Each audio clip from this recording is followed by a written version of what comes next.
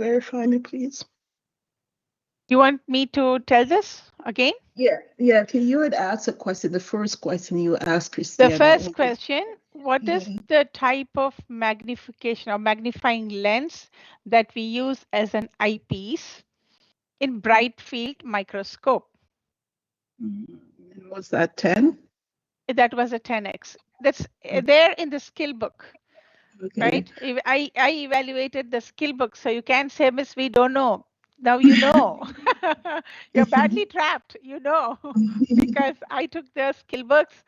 And then once again, I explained the microscope in the beginning. Of course, the magnification, I just took the magnification with a broader perspective with the advanced microscope. I remember Moon telling you the lower level of magnification starting from 10x. All these things I remember. I hope you also remember. I started with 100x, but it was 10x because that's the thing that you are using in the bright field microscope, the basic ones, right? So even the skill book, we have 10x. Any question? Got it. Got Thanks. it? Very good. But this is an important question. The eyepiece in bright field or the learning microscope is 10x. We don't change the 10x. For the objective, yes, we change. For scanning, for the basic scanning, 4x. But now people say we don't need the 4x, 10x is sufficient. So you won't be getting questions like that. But one thing you have to remember, the 4x and 10x is for the LPF. 40 and above are HPF. Now, what is this LPF and HPF? Low power field and high power field. Low power field and Lower high power power and field. high Very power. good. Very good. So that is done. That's you're thorough with that. Okay, this is enough. Now, starting with today's topic, it's really, really important. So whenever you feel like getting more information, please stop.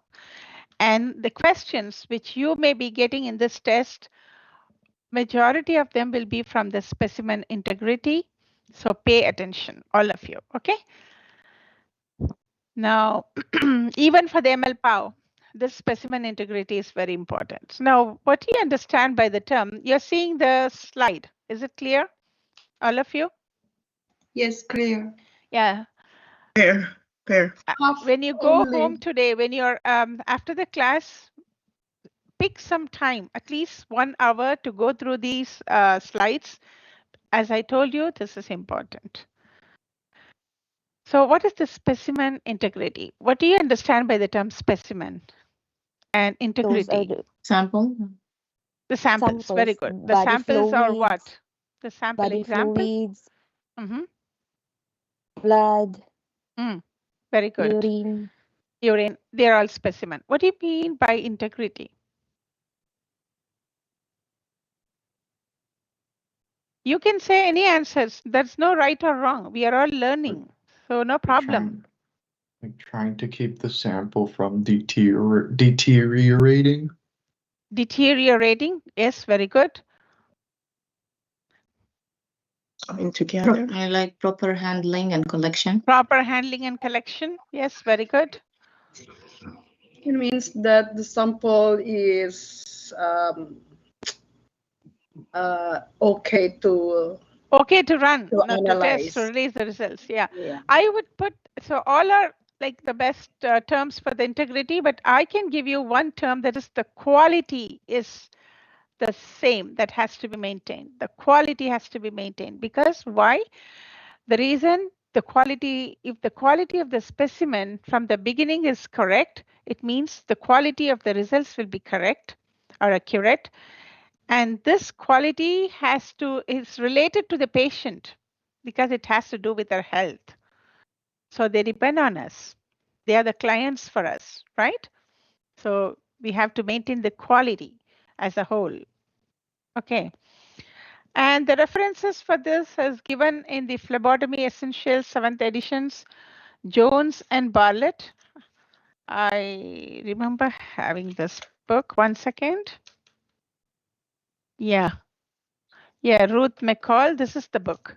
I think, can you see this book? Is there anything blocking? No. Yeah, I can see it. Yeah, we can see Yeah, it. it's a phlebotomy essentials. This is the book. Everything is given in detail very clearly. So the essence of some of those pages are given here, slides, but you cover the important details here in the slides, not a problem. Okay, Ma'am, let's begin. sorry, the book Yes, is the 7th edition, right? yeah, 7th edition. Yeah, Yeah, okay. Thank you. yeah. And the pages, the chapters, chapter 9, it's pages 292 to 295. How many of you have this book? I think I Every, do. I have mine. I have okay. So you let me can check. share if you want to. Yes, I have. Shabana, any question? No, sorry, I accidentally pressed it. Accidentally press, that's okay, Yes. acceptable. So why we are learning about the specimen integrity? Because there are certain steps that we have to follow when it comes to patients while collecting the blood and while we are testing. So we have to look for the specimen. Before that, when we talk about the integrity, as a technician, we must have a thorough knowledge. Then only we can identify the quality of the specimen. If we don't know what we are doing in the lab, it means the quality won't be there. That's why we are trained for this. And then if you're working in the lab, maybe as a phlebotomist or you're in the testing section of hematology in the core lab, you have to know the protocols. The protocols means which tube is collected for which level. I mean, for example, for glucose, we don't use the gray tubes anymore. Dynacare has PST tubes and Life Labs are collecting in the SST tubes for testing in analyzers. So you should know about all these things. But when you are there in the lab, in the college lab, we use gray tubes for collection of the blood glucose because they are the fundamental, the basic ones. Okay? I'll tell you the reason why they stopped using the gray tubes starting from 2021. This is another important thing that we have to know.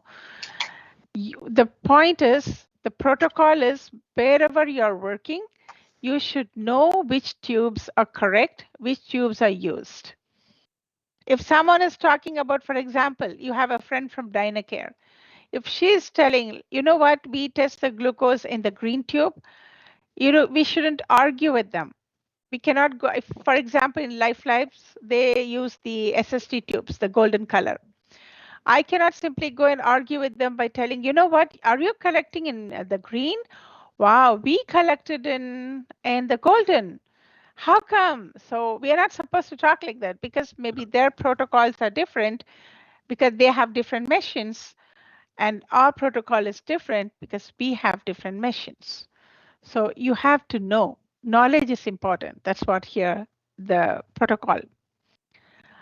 And what is the protocol for unlabeled specimens? Majority of the time, the specimens are labeled. Sometimes I'm experiencing still now in the lab that some of them are labeled with the wrong barcode. They should go to microbiology, they come to hematology. Some tubes has to go to the chemistry department, they come to hematology. So all these things happen, right? But the analyzers won't accept those tubes. If you give the wrong department labels, there is a code for the department. So if the labels are not according to the code of the department, if you just want to run the sample in the machine won't accept, the machine will reject. Okay? So this is a fundamental thing that you have to know. And quality of blood specimens, which means incorrect specimens or incorrect collection techniques has to be avoided. And incorrect preparation techniques has to be avoided. If in case it happens, what is the other backup solution we are going to do? We should know as technicians, and it is our job. People will expect from us. I cannot go and tell in front of people, you know what, I forgot to label the specimens. It's a no, no, no, unacceptable. Okay, All pre-analytical errors that contribute to poor quality results has to be checked. You know one thing, majority of the errors in the lab flow happens where? In the pre-analytical. Pre-analytical, mainly in the labeling. The labeling. Who is labeling? The phlebotomist. When we become phlebotomists, we have to ask the proper identification.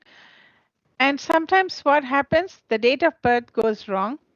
Sometimes the first name, last name is mixed up always in the label. Which should come first? Name, date of The birth. first name, the last name. Once Last name again, first. last name, Name, then the first Okay, name. last name. name, then date of Last birth. name, then the first name. Always. Okay, last name, comma, first name. We are going to see this in the lab from next week. I'll teach you how to label it properly. Then comes the date of birth, then comes the date of collection, then comes the time, then comes your initial, the time, then initial. So 6 things we are expecting in the label. I repeat this, last name. So next week when you come to the daily, I'm going to repeat this. Next week when you come to the lab, no one can say, Miss, I don't know. Miss, I never heard it properly. Miss, I don't know what to do. So you said something, but you know, I cannot recall all these things.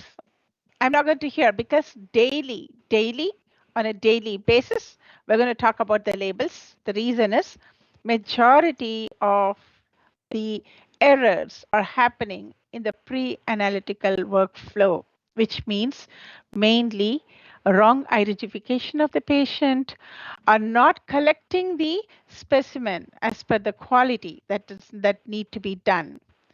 So it's all the technician's mistake. You know, human errors happen, but we try our best to maintain the quality as a technician, so the results of the patient will be of good quality. Clear? Yes. Yes, Now, miss. once again, Can you yes, repeat, please? repeat. Okay, let me test students here. Who is ready? Who is volunteering for me for this labeling thing? I am. Hello. I am. Who is that? That's it. Asinat, you said you want me to repeat, so I want another person. So to you just, want Okay. you want someone Okay. to tell you what the 6 yes, things are? I want someone to talk. Yes. I'll do it. Okay. Okay, good. Go ahead. First and last name. Oh, sorry, last name, first name, Mm-hmm. date of birth, date Mhm. of collection, the time, and your initials. So how many? 6. Good job. Now, why 6? Last name, then first name. So Yep. you make that as an identity because you won't forget. When you talk about 6, now Asinat, is it clear? Still not clear? Yes, miss, it is clear. It Thanks. is clear. Yes, very good. Once Same. again, I'm repeating last name, comma, first name, date of birth, date of collection, time, initial. 6. Okay. So Yes, what do you have? ma'am. Yes. Question. Mm. Well, what about the medical record number? Those things, when you're in the accessioning department, so when you're working in a hospital or a clinic, they have the machine, the lab information system. You're going to type the name, everything, and then there'll be a barcode label created. You're going to put the label on the tube. But Yes, in ma'am. the lab, as a basic procedure, these are the 6 things we expect. Like, yeah, if we have to handwrite the labels. Mhm. Yeah. Thank you. Not only handwrite, these are the main things that we expect. The lab information system, when there is a software where we upload the information about the patient, then automatically a barcode is generated. that Okay, will be labeled. thanks. So I'm working in the core lab, so I received the specimens with the barcode label. And in this barcode label, there will be a code for the department where the tube has to go. That's what I said. For the hematology, we have a code. If the specimen has to go to the chemistry, the label automatically will generate with a code that goes for the chemistry. What if it is shifted? What if the tube comes to the hematology, with it shouldn't come? And what if the tube that has to go to the chemistry never went through? What will happen? Will the machine accept? It's an No. important exam question, guys. No, it Will won't. the- No, it it will won't not. accept, it will reject. It will not. Yeah. You cannot run the sample, period, right? So specimen integrity checks, what we have to check? We have to check in 2 stages. What are the 2 stages? First, upon receiving into the lab. So there will be a specimen procurement department. There's the first department in the lab. What these people are doing in the specimen procurement? What does procurement means? Collection and sorting. Collection and sorting. So these people, they will first check. What they will check? They will open the bag that the courier people, they will deliver it from lab to lab. They collect it and then they will bring it to the core testing lab. That's where I'm working. So they will bring it and they will open the package. The next thing what they do is, sorry guys, 1 second. There's a message from college. That's a meeting, okay. So what they will do, they will take the tubes out that has been labeled. Now, when they want to see the labeled tubes, already that will have a barcode that's generated in the different labs. You know, all of them, they are now computerized. No one is using the manual because we are dealing with thousands of samples. We don't have time to play. So even in the lab, automatically a barcode label is generated and then it will come there. So when these people in the procurement department open the package, they have to check whether the requisition belongs to that patient, whether the purple tube has the label and the code that has to go to the hematology department. The SST has the label and the code that has to go to the chemistry department. And the blue tube has the label and the code that has to go to the coagulation department. They have to check. If the label is not proper, if the label is damaged, if it is bent, if the barcode is not clear, it means the machine won't accept those specimens. Automatically, they will create a label because if they print the name, everything is connected in the system. So if they just put the name, a label will just they press the label, which means they want the label will be generated and then they have to attach the label, sort out the samples going to different departments, and there is one person who delivers it to the respective departments. In hematology department, we run the purple. All the purple tubes comes to us. So we have to check if they are purple tubes. Before running in the machines, I have to batch it. For example, in one analyzer, there are specific 100 tubes that I have to load. I have to batch it. I have to label it. I have to tell that this is the batch with all these names and everything. Because after running in the machine, I have to check if there is anything wrong with the sample. If there is something wrong with the sample, I have to pick it out and then I have to put it in front of the MLT table. They will check it manually. So we are doing so many stuff in the lab. So it's not a joke. So that's why we have to be very careful while receiving the lab specimen. If you're hired by the procurement department, you will see they are all the time busy sorting out. Because if there is something wrong, again, we have to take it to them to put it in the query fridge. There's a huge fridge standing there. I have to go and put it there in the fridge, and I have to make a note in the computer that this particular specimen is rejected NSQ, a wrong label. It's my job. Too much work. Second, before and after centrifugation. So the first step is when the specimens comes to the lab, it's our duty to check when I'm in the collection department, I will check the name, date of birth, ID of the patient, whether it's a mislabel, no label, everything.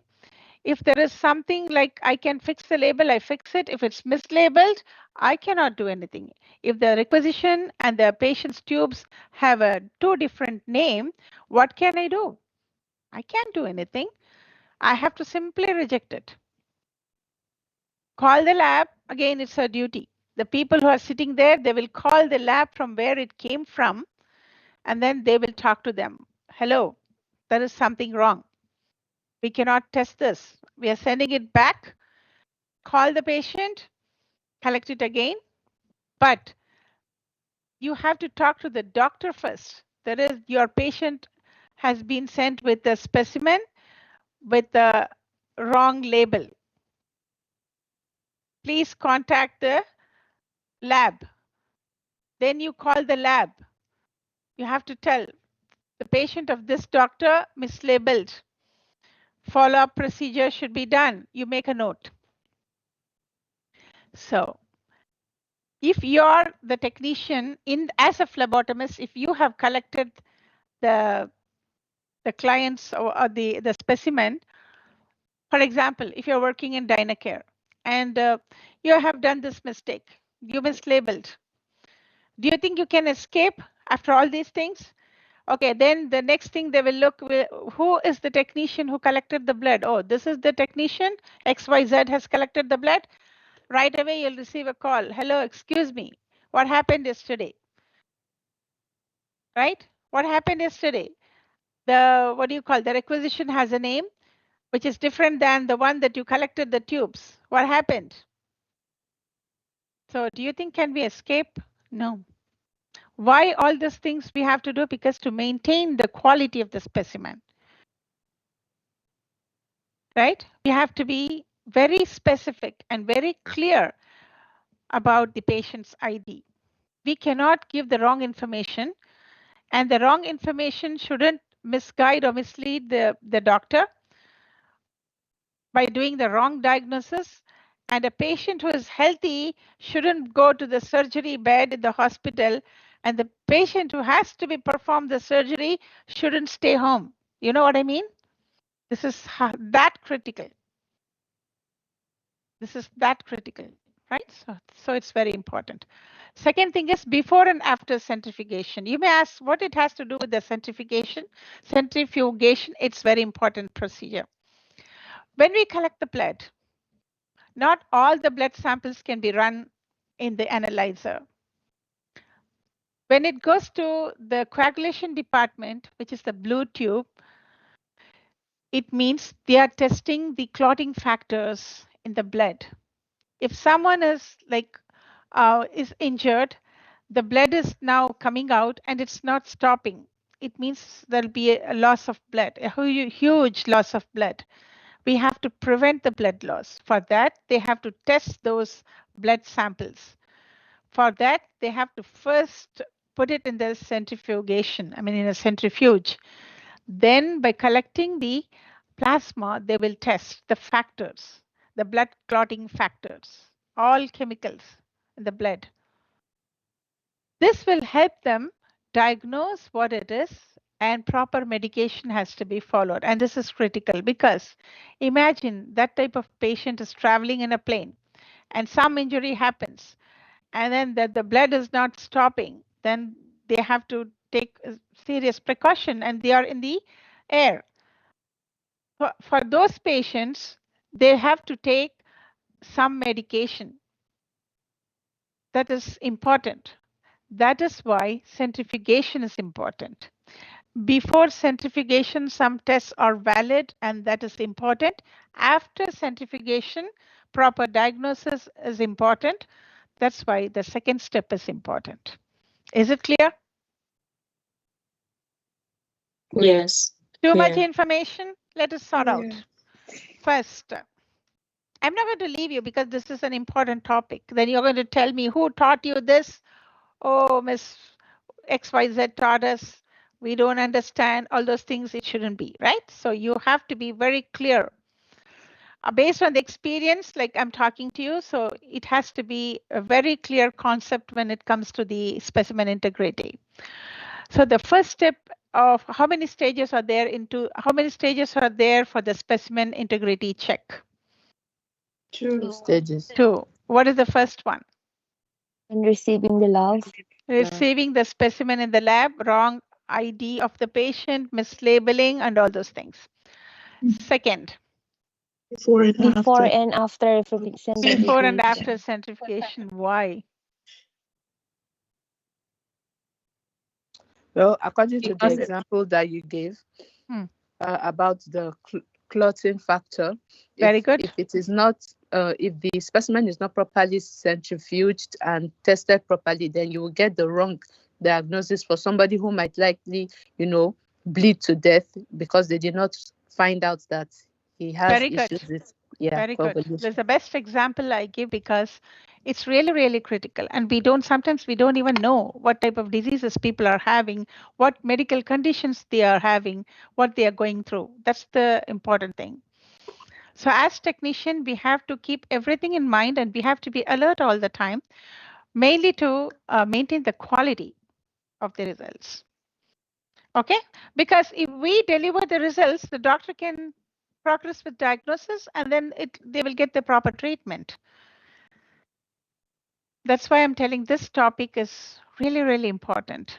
And receiving into lab. So what are the criteria that we are looking if we are receiving the specimens at the lab? The criteria is the specimen labeled. What if there is no label in the specimen? What will you do? You reject it altogether. Reject it, cancel it. Yeah, cancel it. There is, once again, there is a documentation. Guys, for everything, there is a documentation.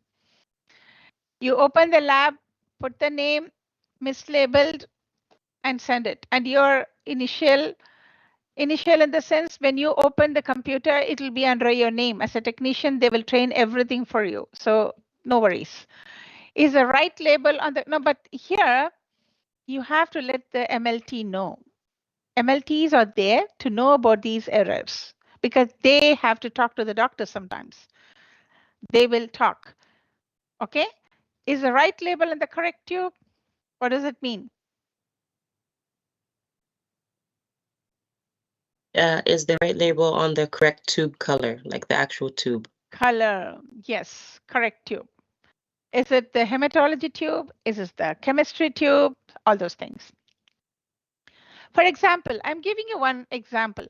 You collected 2 tubes as a phlebotomist. One is a lavender tube, another one is the golden top tube.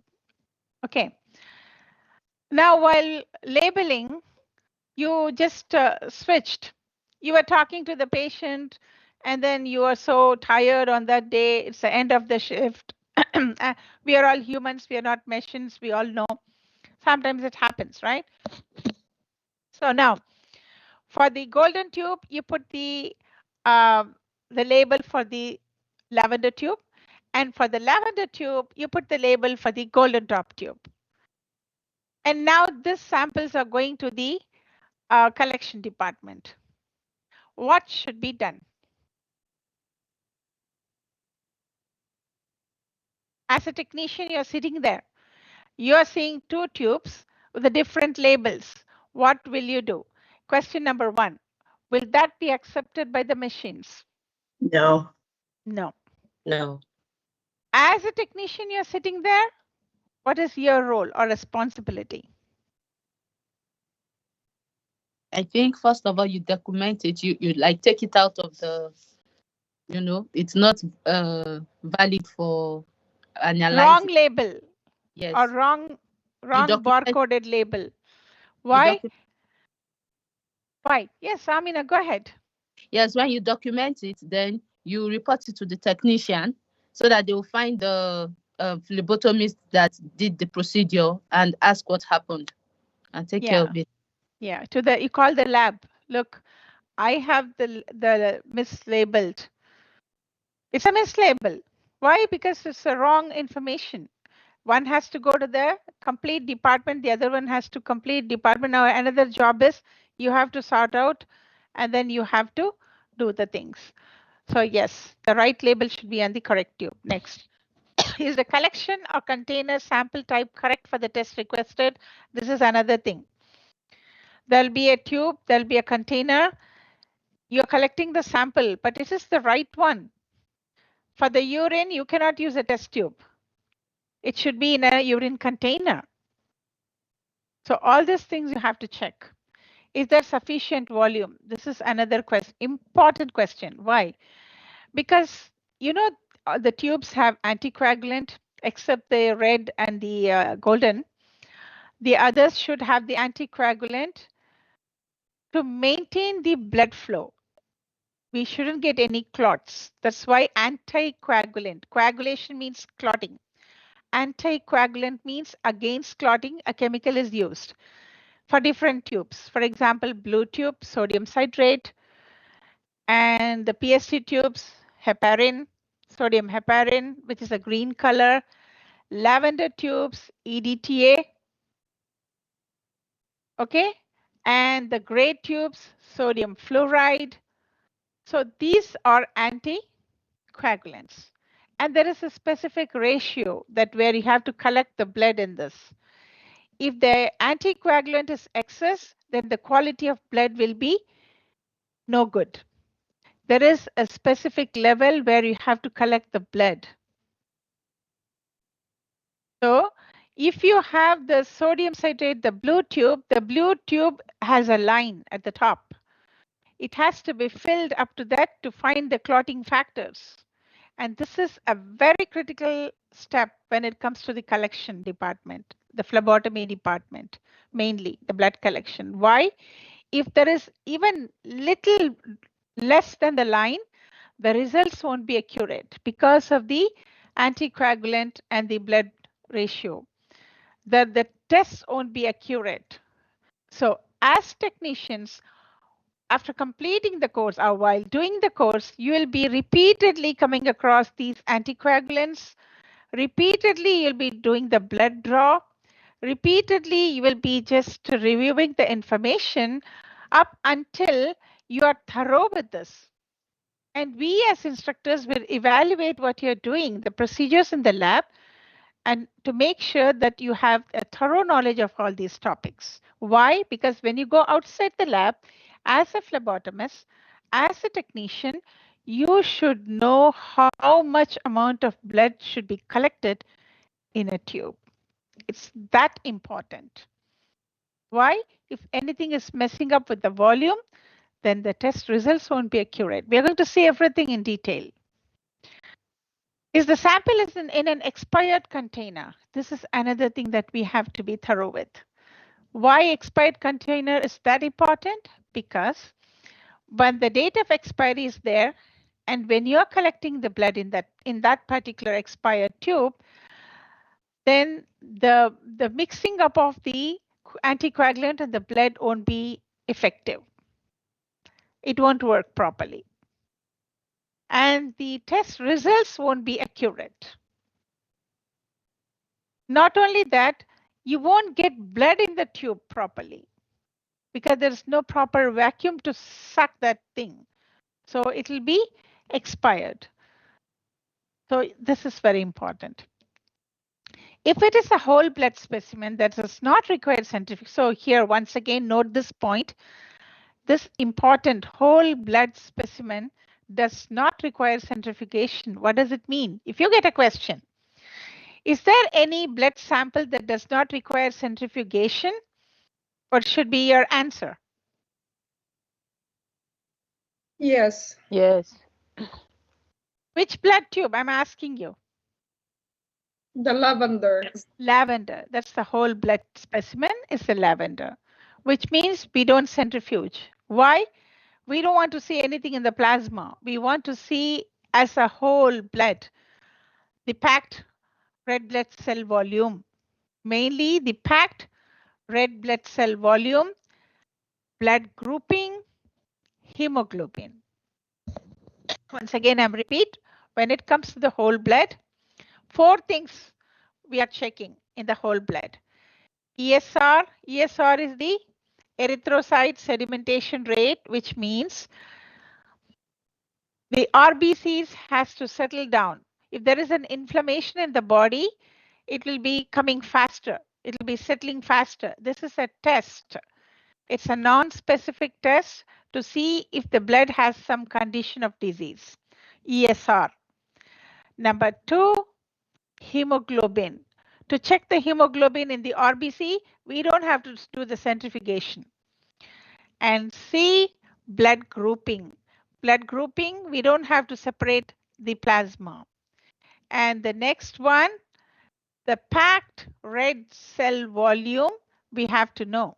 So we don't want to centrifuge.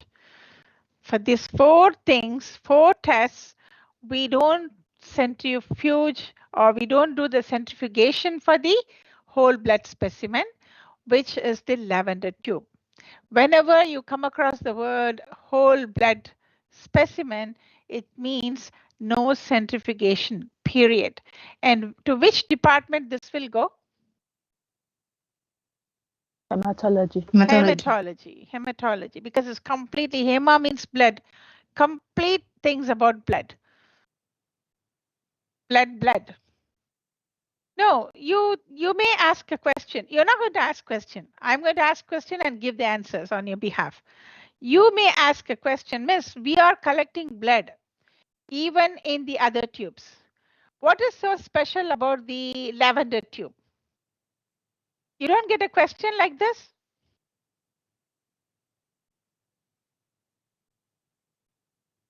We are collecting only blood in so many tubes, right? It's not only the purple. In spite of that, why, Miss, there's only the WBS, the whole blood specimen goes to hematology? Ask. Why? I'm asking you. Why? We are collecting blood in all the tubes. Blue tube, golden top, gray. Why the lavender tube is for the whole blood specimen? Why, where the other tubes are going?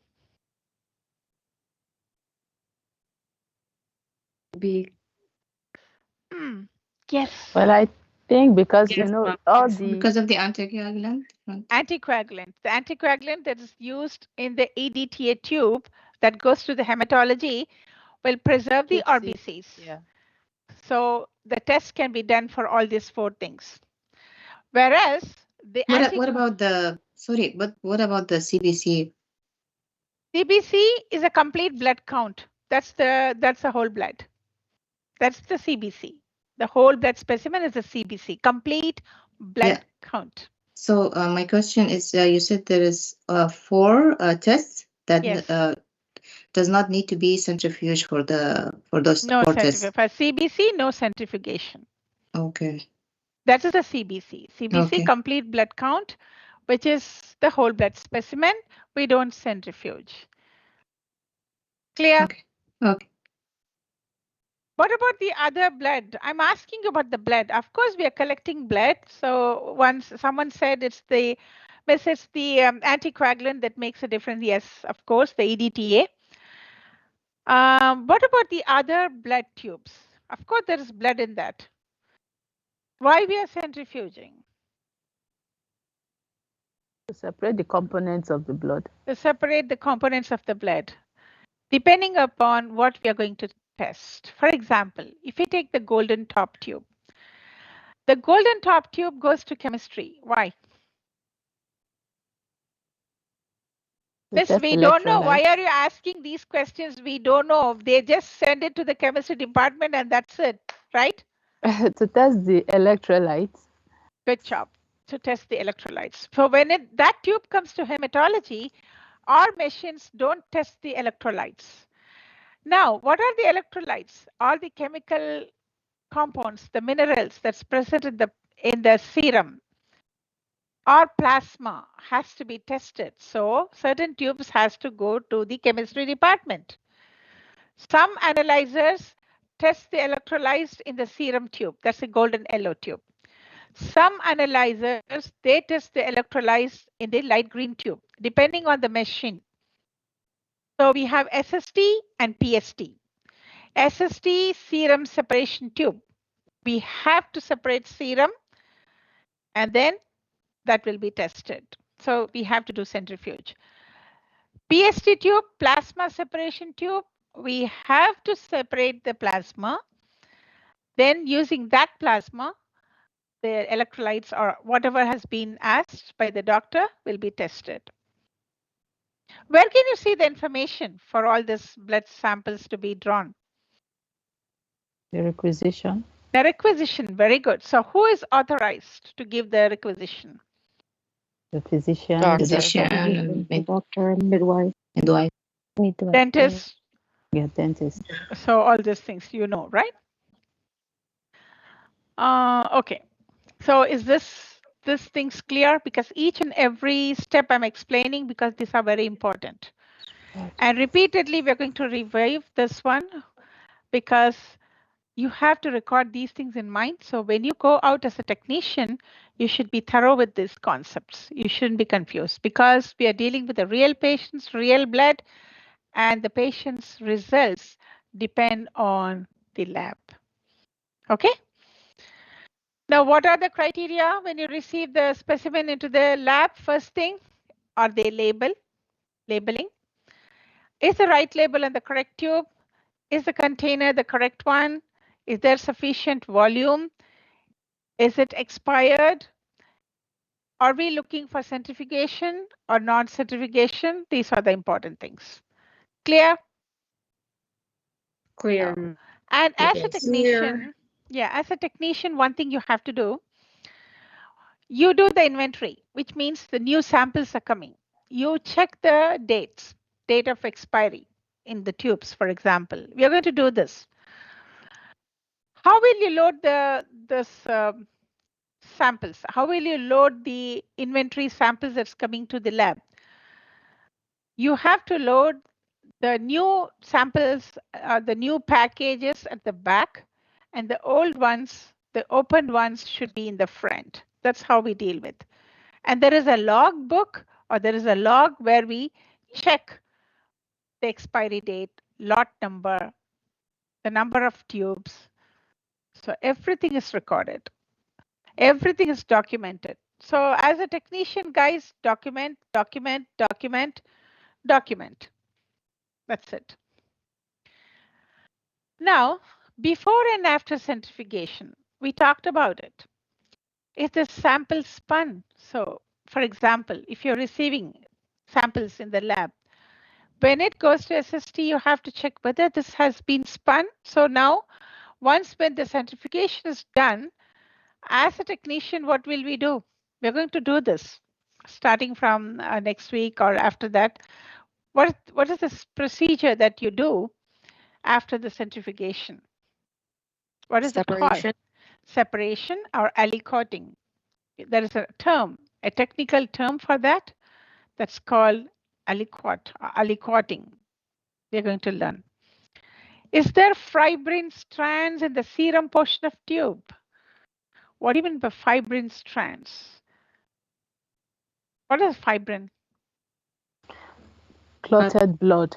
The clotted blood in the form of strands, with the Like form of lines. threads. Yes, we are going to see a video today, and the video explains about like when it's not clotted properly, I mean, how it will look like, right?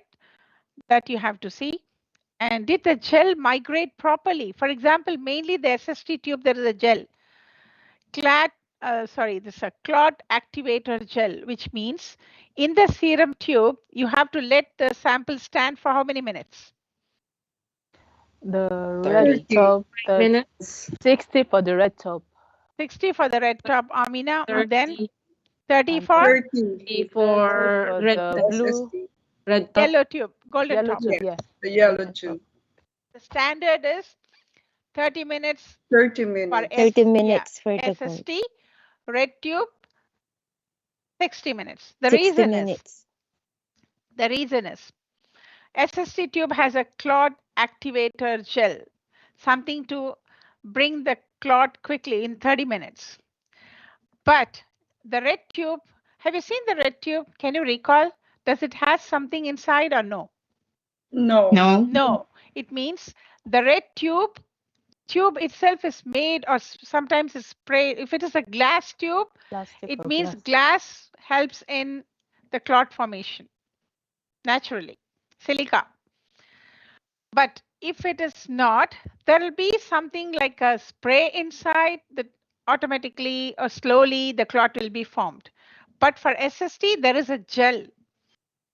There is a gel itself.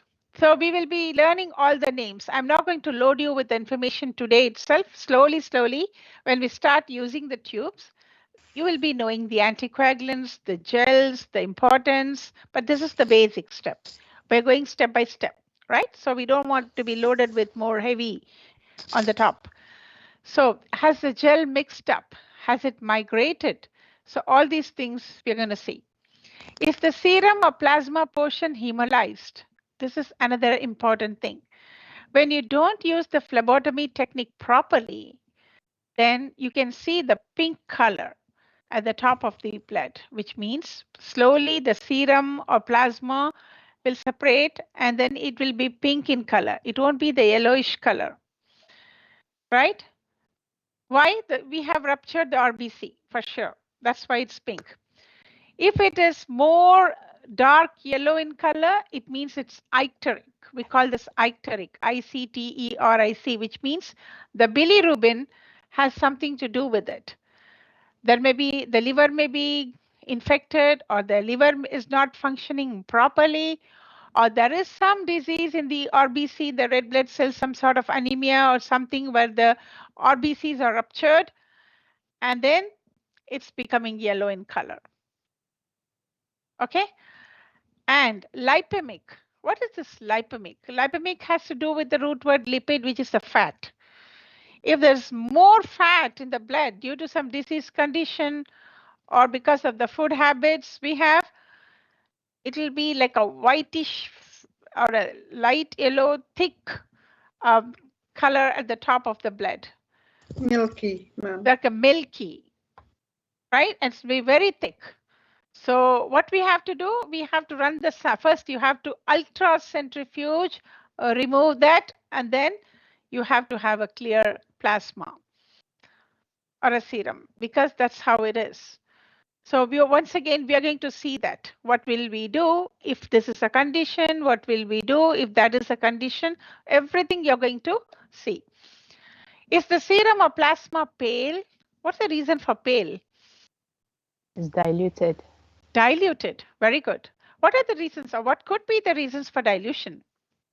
Like collecting the Dehydration. blood IV sample line. at the top of the IV line. IV Top line. of the IV line. Good point. Yeah. It can be like somewhere we messed up with the IV line.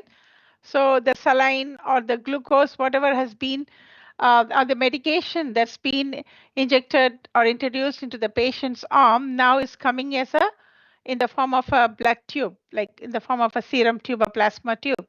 So by looking at the color itself, you can say, oh, this is not right. Or sometimes the patient may be dehydrated, like not proper, like no proper solutes, solvents in the body. So that is something that you have to see. It's almost clear liquid, which means they need the nutrients. The patient needs the nutrients in their body. So something is messed up. This is the conclusion you can come up with by just looking at the tube. Okay, so if you see those type of tubes, if you are in the testing area, there are protocols according to the lab. You have to follow the protocols. Or we can say the standard operating procedures, or SOP. You have to look for the SOPs, talk to the technologist, and the technologist has to write a note. This specimen was hemolyzed when it came to the lab, and all those things. Clear up to this? Questions? Regarding if the sample was taken from an edematous site, will that be also like the serum is pale? Can you repeat this once again? Sorry. The sample, the collection was taken on an edematous site. Edema. Edema, Yeah, will that be also reflect a very pale, or light, because the clear? reason is the fluid is there, right? So the Right. fluid can be from the plasma fluid. So yes, usually they don't do it from the edema thing. Yeah. It's nullified because already the condition is not normal. Yeah. Okay. Right? Okay. Yes. Next. If you don't ask questions, I'm going to look at you and you're going to look at me. For how long? I don't know. We'll be looking at each other. Yeah, that should be a communication, right? So come on. Okay, can you talk about the dark blue tube? I think it's not a common tube that they use. You are mesmerized by the word dark blue and the coagulation factors. That's, I mean, are you asking only specific about the blue tube? You know, there's the light blue for the coagulation, INR and all of that, but there's also a dark blue for trace elements and yes. for trace elements. So please, can you tell us more about that? For trace element, much of us, it is done in the chemistry department or the separate department in some lab where this will go to. That's the drug monitoring testing. Because if there is certain drugs that's given and mainly there are metallic elements, then it go to that lab. But the lab that I'm dealing with, the light blue tube, that's critical. For the therapeutic drug monitoring and all, that's a different department that the dark blue tube is given. It's very rare because usually when some people are taking the drugs in the sense the medication where it has some elements like the zinc, copper, all those type of metals. So the dark blue tube is, the doctor will specify in the requisition. And then for the drug monitoring, so that will be taken either in the red tube for certain drugs. If there some people are taking medication for the heart disease like digoxin and all those things, red tube is used. Or if they want to know about any metal traces, then dark blue tube is used. That will go to a different department. That's the drug monitoring. We call that therapeutic drug monitoring department. That's different. When talking about the light blue tube is very critical because we're going to learn this. So it's very critical because the sodium citrate is the anticoagulant. The ratio of the blood to that anticoagulant should be 9:1, which means 9 part of the tube should be filled with blood, with 1 part of the anticoagulant. That is the correct ratio for the mixing up of blood properly. Remember, we mix it 8 times, 1, 2, not like this, as Munmun shown. Right? Gently you have to mix. I'll show you a video at the end. It's very interesting. That person tells how to mix it gently. 1, 2, 3. So immediately how you mix and after that how you mix, because that has to be mixed well. Why? Because when it goes to the department, of course it comes to the hematology department. Once again, it goes to the sub-department called the coagulation department. Majority of the hospitals and labs have a coagulation department because coagulation or clotting of blood is very critical for a patient's life. When this goes there, within 2 hours, remember for separation of serum or plasma, that has to be done within 2 hours of collection. Okay? If the sample is coming to the lab, you have to consider the timing as well. At what time it was collected? At what time it has reached the lab? So to avoid any errors, the labs have their own centrifuges. Life labs and Dynacare labs, or even the MCIs, the clinics, they have a centrifuge in the lab. When the phlebotomist, or as a phlebotomist, if you collect the blue tube or any other critical testing that has to be done within 2 hours, they have a centrifuge. Immediately they centrifuge, and after the centrifuge, they take the specimen, put it in a bag in a Ziploc with the requisition, they keep it in the fridge. If I'm collecting the blood at 10 o'clock, within 11 to 12, I have to centrifuge and then take the sample, put it in a bag, and that goes to the fridge because The people who come to take the specimen is at 3 o'clock. Till 3 o'clock, the serum and plasma shouldn't be sitting if it has to be separated. Clear? Clear. Yeah. Anything else?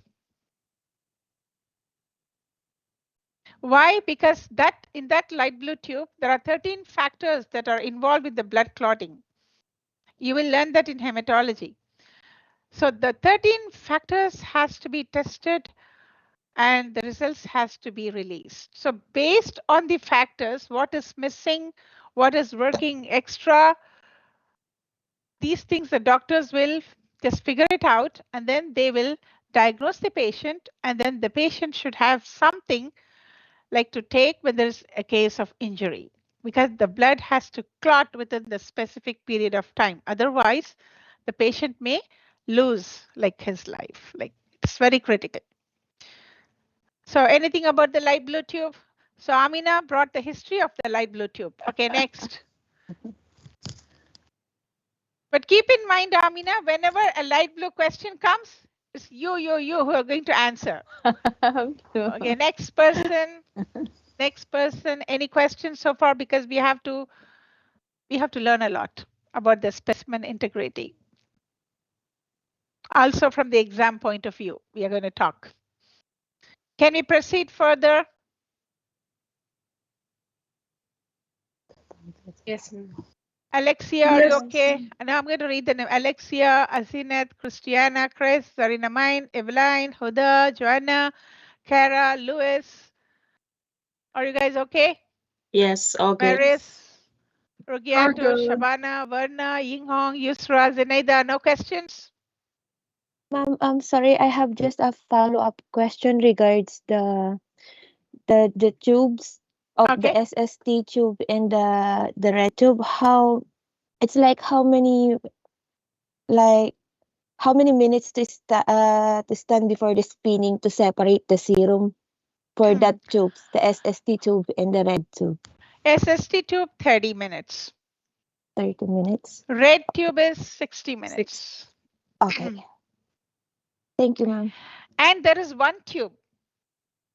Okay, that's a thrombin tube. There is one more tube called the thrombin tube. That's that is the STAT. Rapid, yes, RST, rapid serum testing. What is this?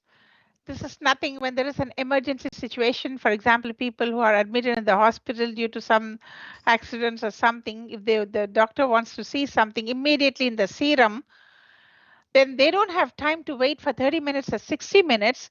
There is an orange color tube. It's for STAT. Orange color tube, which clots within 5 minutes. 5 minutes. That's 5 right. minutes, and immediately that has to be tested, and immediately the patient has to be attended, or else the patient will no more in existence. So this is what we call the STAT condition. So there is a thrombin tube. We are going to learn this. No worries. That's it. Quick. Can we go further? Yes. Yes, please. Thank you. I'm not getting the full green here. I'm getting only half green, not even half green, just I think 10% green. The other percent are sleeping, or they are just waiting. I don't know. It's clear for me. Okay, thank you so much. All good, ma'am. I can Thank you, take miss. 15%. Okay, next. One person is missing.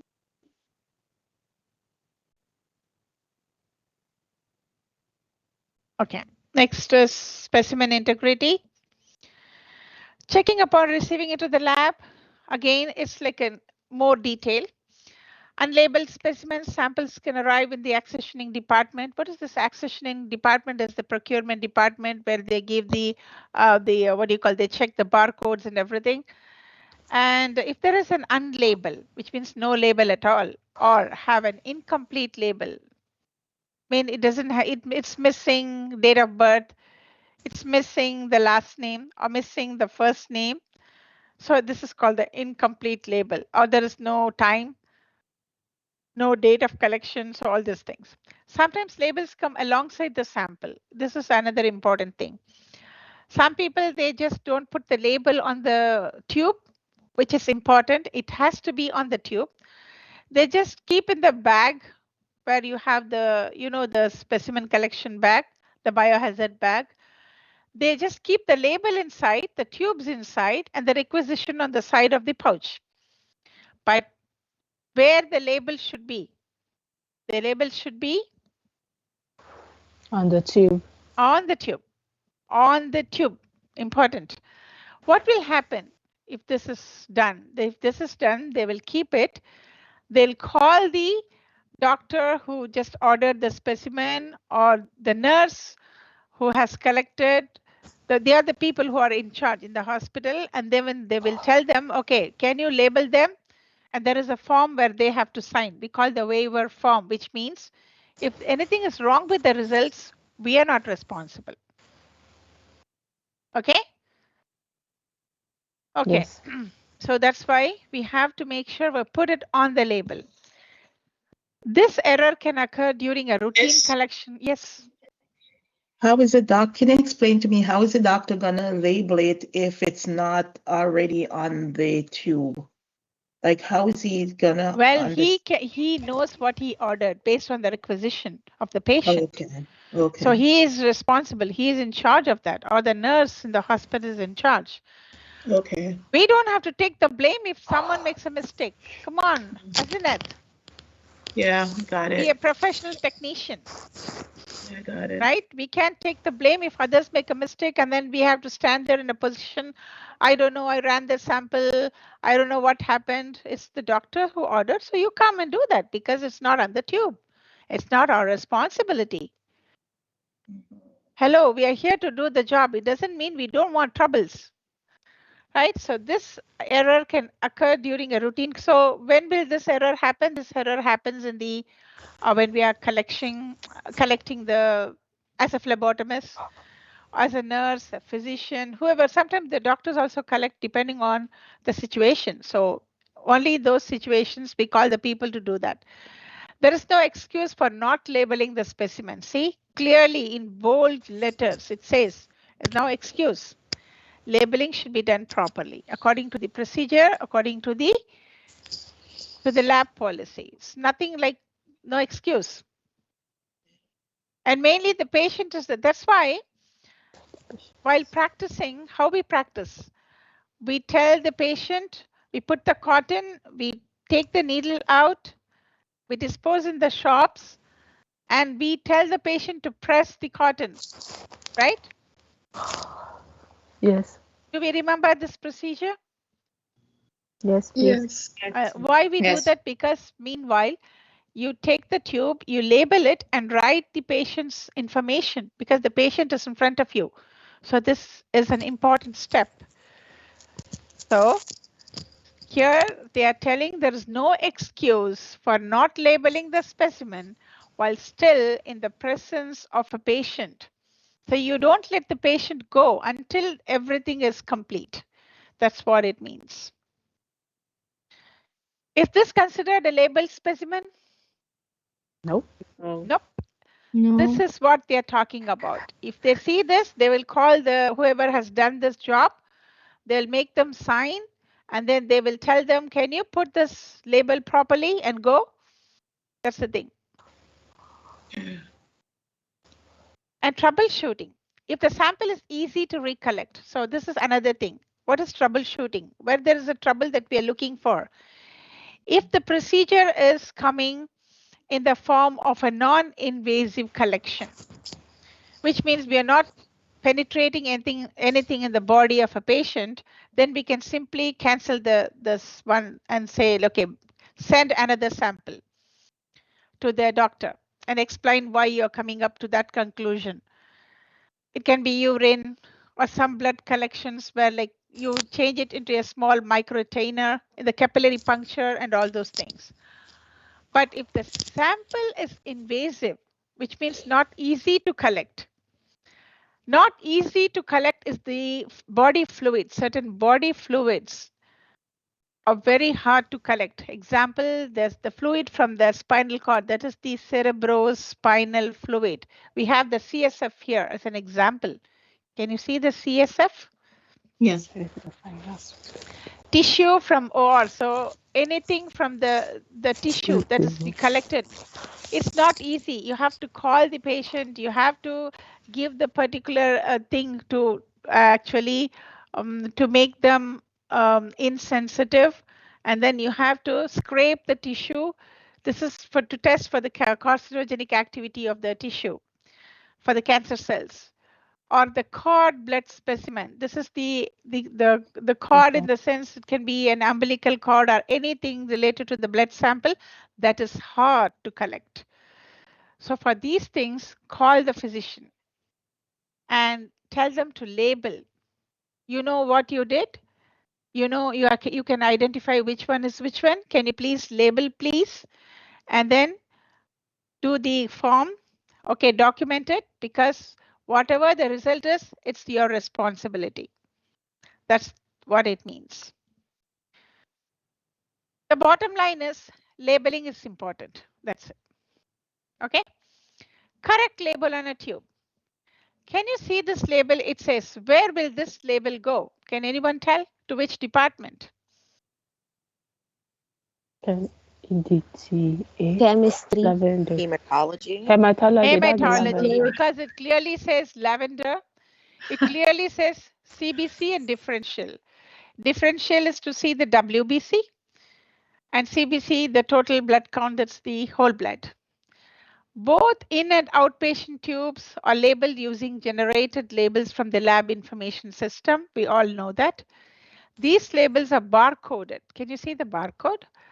To the specific tests per department, whether it's a chemistry, hematology, and you have to indicate the tube required for collection. Automatically, the lab prints out. Based on the test, it prints out the lavender. So you don't even have to worry about the tube now. When you print the label, it says, okay, this goes to lavender tube, this goes to SST. But in spite of that, if you're mixing the labels, it's definitely a human error. That is not acceptable.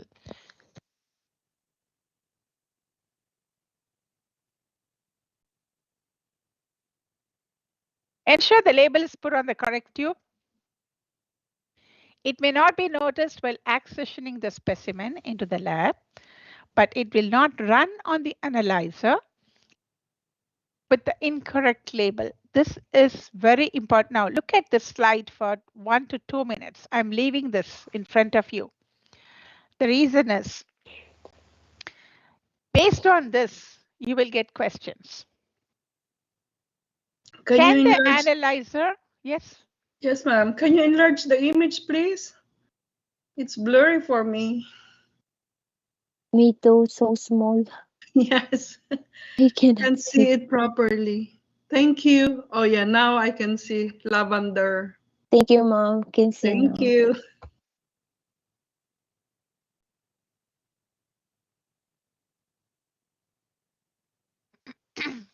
The barcode, you mean? Okay.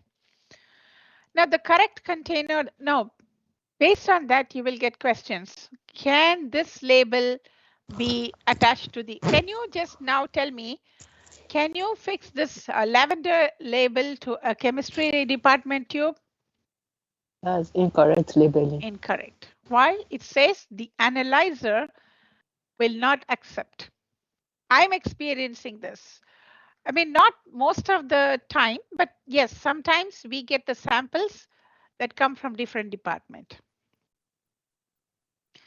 Correct container sample type, what does it mean? If the requisition asks for the urine, you cannot collect the blood and send. If the requisition is demanding for a blood, you cannot simply give the urine container to the patient and tell them, okay, this is enough. So this is the thing you have to know as a technician. When the urine container has to be given, you have to verify whether the requisition is insisting, whether the doctor has insisted to give the urine container to the patient based on the test that has to be performed. This is your job. Ensure you always use the recommended tube or container type for specimen collection. LIS generated labels will indicate what contains. So this is the advantage of LIS. When you just type the information, mainly from the requisition, it automatically generates the label for the tube, lavender.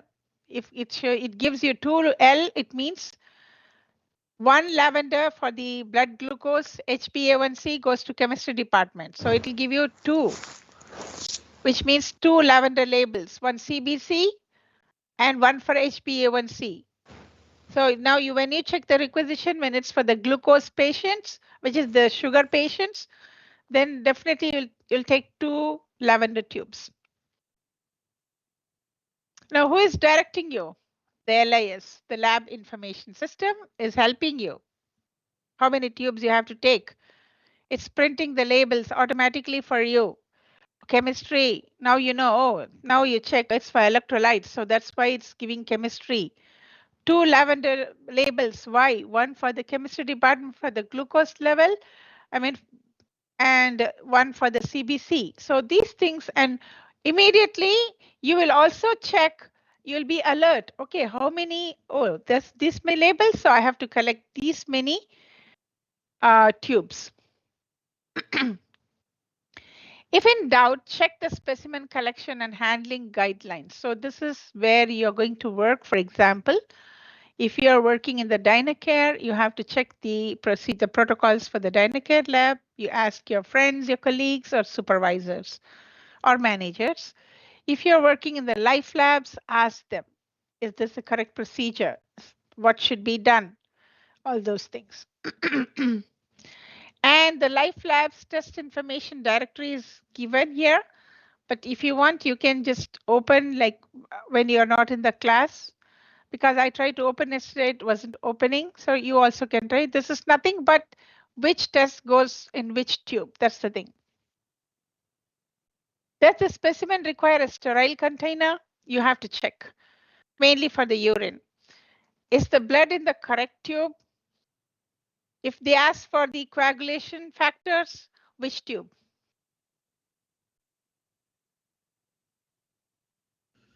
Light blue. Light blue. This time Amina never answered. Well, I missed that. I'm sorry. Okay, so you're dreaming. If okay, if anything about the drug is asked, Okay. which That's tube? the dark blue tube for trace elements. I'm not asking trace elements, I'm drug. Okay, for the drugs, yeah. So it's the dark blue tube.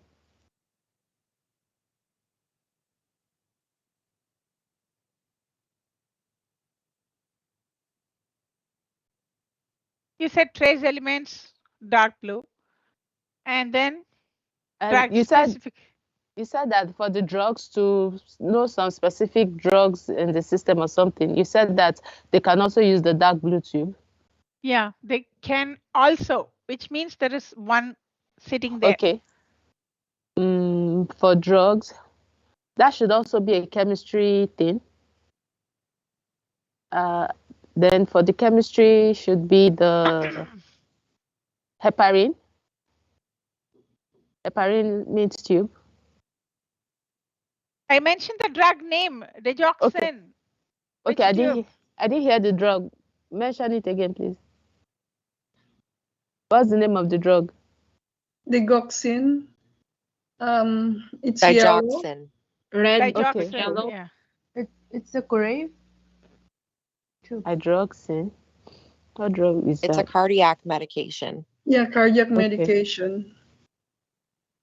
If you want to test for that, I should just go to the mentioned, chemistry. I just mentioned, I thought you grasped it. No? Okay. No, I don't.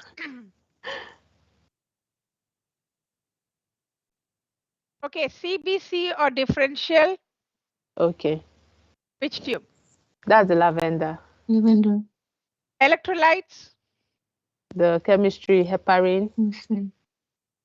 The Okay. mixed heparin tube. For the therapeutic drugs. The red tube. Red Okay. tube. Red tube. Red tube. It's very important. So this drug that you mentioned for the heart, what tube now? The red one. The red one. The red one. That is a therapeutic drug, right? Yeah. Okay. So all therapeutic drugs are in red tube? Red tube. But they used to take this in the dark blue tube as well. Okay. Right? They also. And mainly the dark blue is to find the trace element, the metals, the metals, the lead, zinc, copper. And this is very expensive. They charge a lot. Okay, they are charged. Like the vitamin D, if they want to test, $30, I think. Yes. Yeah, so clear. So the correct tube has, so we are going to learn about this. Anyways, this is just a beginning. No worries. Any questions? No, not for me. You have to ask questions, otherwise I cannot proceed. I don't have any. I have none too.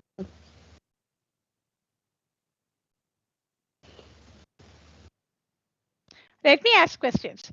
What are the 4 tests that we see in the whole blood tube in lavender? Okay. It's the ESR, hemoglobin, ESR, hemoglobin, blood grouping, and PCV. PCV. Very good. PCV, packed cell volume. Do we centrifuge these tubes? No. Nope. Okay, within how many minutes the serum or plasma has to be separated? 30 minutes. 22 hours, right? Rather 2 For hours. SST. 2 hours. Oh, 2 Within hours. 2 hours. I'm not talking about the after clotting. after centrifugation, 2 hours. 2 hours centrifugation. So when it is an SST tube, for how many minutes you have to make the tube stand to see the 30 blood minutes. clot? 30 If minutes. it is a red tube, 60 1 minutes. hour. okay. If it is like a stat tube, thrombin, 5 minutes. 5 minutes. 5 minutes. what is the color of a stat tube? Orange. Orange. What is the color of the red tube? Red. It's red. And it goes without What is the saying. color of the SST tube? Gold. Yellow or Gold gold. or yellow. Yes, Yellow. that's it. Now, sufficient volume. We also talked about it. What is the sufficient volume? It's always recommended to fill the blood tubes full. Always recommended, because for 1 ml, they perform 1 test. Sometimes the doctor, they order 10 tests, mainly in the golden top, the SST tubes, to find the electrolytes, other components in the serum. So if that is the situation, you fill the tube and then you take another tube and fill, because they have to perform the test. So it's always recommended to fill the blood tubes full. Not only the reason to fill is the testing, also if there is something to be mixed up, the anticoagulant with the blood ratio, then that is very important. Filling is very important. Even the blood culture bottles, when they have certain bacterial disease condition in the blood, the bottles that you take, the aerobic and the anaerobic, together should be 10 ml, total 20 ml. It shouldn't be less. Sometimes we come across difficult draws. We lose the vein, or finding a vein is really tricky. We call that short draw, right? The amount is not filled properly. We get only very less. So what is that called? Short draw. Short draw, right? It's the unfilled blood tubes. So what is the term for the unfilled blood tubes? A, short draw. B, no draw. C, long draw. What should be your answer? Short draw.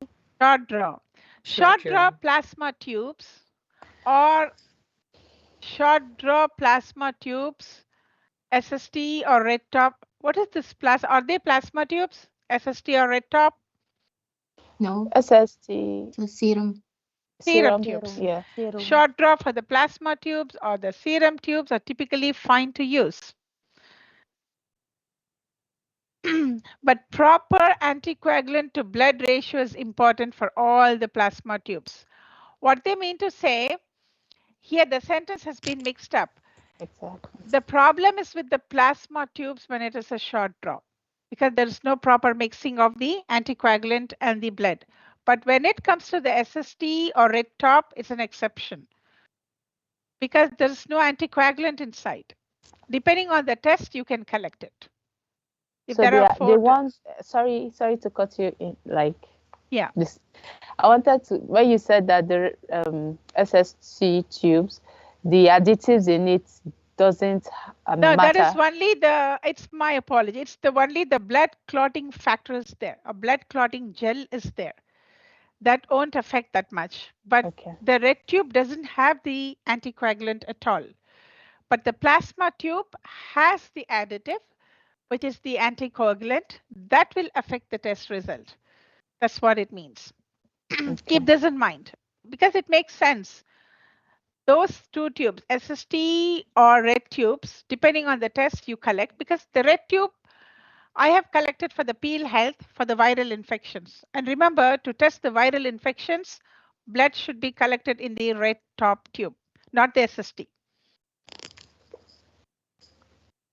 Clear? The peel health wants only the red top tube to see the viral infection, the type of viral infection, including the HIV. Period. And they don't have any additives. The SST tube has the clot activating gel, but no additives because we are not separating the plasma here. But in the case of PST, what we are separating the plasma. To collect the plasma, we have the anticoagulant chemical inside. The anticoagulant, for example, blue, sodium citrate, green, sodium heparin or lithium heparin, and then lavender, EDTA. So these tubes are very critical while collecting the blood because the ratio with the anticoagulant and blood there is a range where it has to be mixed well. Otherwise, it's a problem for the testing. The results won't be accurate. Clear? Yeah. But ma'am, I thought clot activators are also called additives. Additive in the sense anything added to the tube is additive. So a clot activator in the serum tube is also an additive. So if we say that the one that will not be affected, and that means specifically the glass red top because yes, nothing is in it. Usually we don't consider SST or red top tube to be that critical because depending on the test you collect, that's it. Okay. But for the plasma separation, the blood has to be maintained in a liquid way without the clot formation. Because when you separate the plasma, if the blood is not with the ratio of the anticoagulant, then the test results will be false high or false low, which means false positive or false negative. So that is very important. Clear? Yeah. But it's not, you mean it's not important in the serum tube? Or in the serum tube, we don't have the anticoagulant. What is coagulation means? Clotting formation. But we are allowing the serum tube to sit for 30 minutes to clot formation. We want the clot and then we want the serum to be separated before even centrifuging the SST. Or the red tube for 1 hour. But we don't want the clot formation in the additive tubes, which is the anticoagulation tubes. That's why we add something not to coagulate, anticoagulation, which means we don't want clots in the plasma, PST tubes. Clear? Yes. That's clear. Thank you. For the red tube, we are making that to stand and make the clot. For the SST, yes, we are making that to stand and clot. No anticoagulant. We want the clot. But in the case of the other tube, starting from light blue, so when you perform the phlebotomy, you will have an idea. So when you perform the anticoagulation procedure, starting from the blue tube till the gray tube, you all have a specific additive. It is the anticoagulant. The anticoagulant is an important step. So what is too much EDTA? For example, why this anticoagulant ratio is important? Because When you take the plasma tubes, when it's a lavender tube, when the blood level is little bit and the EDTA is there, this, when the blood is not reaching up to the level that's expected, it means that the same EDTA can shrink the RBCs. So the cell count or hematocrit results will be affected. So when you're going to perform the CBC, do you get the good result? Joanna, your mic is on. I muted. We are learning other language otherwise. So too much EDTA will shrink the RBCs and the hematocrit, the packed cell volume results will be affected because we won't get the proper RBC. It will be shrunken. This is an example. Too much heparin can affect the chemistry results. And too much sodium fluoride will hemolyze the RBCs. So more potassium is released. These are the things that we expect if the blood to anticoagulant in the plasma tube is not there. I will just make it as a big screen, you can see.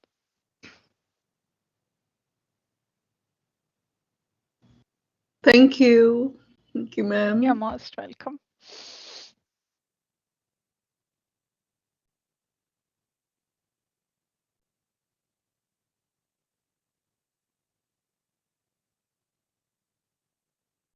Clear? Thank you, ma'am. Clear. Yes, What they are clear. telling Thank us to do, if you're going to collect, you know you're going to collect 1 ml or 2 ml, right? And you're using a big tube of 10 ml to just draw the blood. Don't do that. There are short tubes and bigger tubes. Short tubes for 4 ml of collection of blood and big tubes from 6 to 10 ml. We have bigger tubes. When you're taking blood only little bit for a small test, use the short tubes. That's what they say, because the short tube have enough anticoagulant to mix with the little amount of blood and the test results will be fine. That's what they are telling. So if you think you will have a short draw, use the smallest tube, lower volume for the collection. The volume to anticoagulant ratio has to be balanced. That's what they mean to say. Do not mix tubes together. Don't mix tubes together. So mix single, right? And then one tube you mix and then another tube you mix. Don't mix 3 or 4 at the same time. That's what they say. If not enough for all tests ordered, call the ordering physician to help identify what test. Now, this is important thing. If a patient is having difficult vein and you are able to get only 4 ml of the blood and you have to go with 2 more tubes. Sometimes glucose can be collected in 1 tube and they have analyzers for that. Call the doctor and tell them you have ordered 6 tests for the patient and the patient has a difficult vein. So I'm the technician who is drawing the blood. Can you tell me which is the important test for now that I can just take the tube? They will tell you, okay, I want to see this in the patient. Can you take this ml in this tube, please? Or tube, you can decide. But they will just simply tell the test that I want to see the electrolytes or I want to see the sugar level. Based on what he is telling, you document it and then you only collect a small tube. So the anticoagulant and the blood ratio shouldn't affect the result and the doctor can diagnose the patient. Is it clear? Any Yes, questions? clear. No. Can you Still repeat not this again? clear? Sorry. Yes? Can you repeat it again? So it depends on what the most important. Important, the priority. For example, you know what? Some conditions of illnesses are really critical. Mainly the diabetes is a concern because if it's low sugar, the patient may go to coma.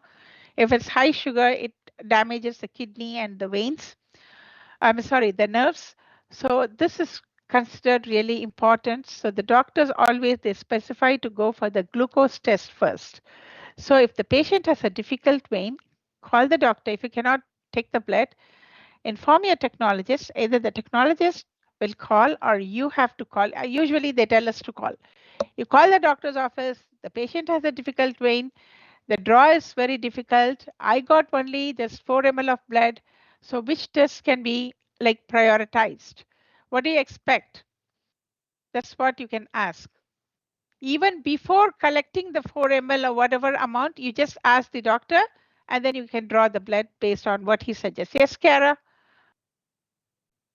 You had said earlier that glucose testing is no longer done in the gray tubes. No, not in the gray tubes. They So- either do the PST or SST. Okay. So we're gonna keep learning that it's in the gray tubes in school? Yes, because it's the fundamental. Okay. They changed it recently. I'll tell you the reasons. But in life labs, for the glucose tolerance test, they use the small gray tube. But all the other labs, they have changed it to the green tube. Very rare, some labs, they use the gray tube.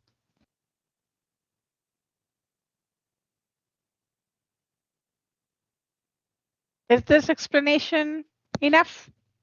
Yes, thank you. The reason is, I'm telling you why they made the protocol. Is a recent protocol that came into existence from 2021. Gray tubes need more blood. Okay, just to test only one thing, they have to fill at least 3/4 of the tube. Point number one. Point number two, they're expensive because they have to add 2 additives inside. Keep this in mind. You're going to learn that in theory.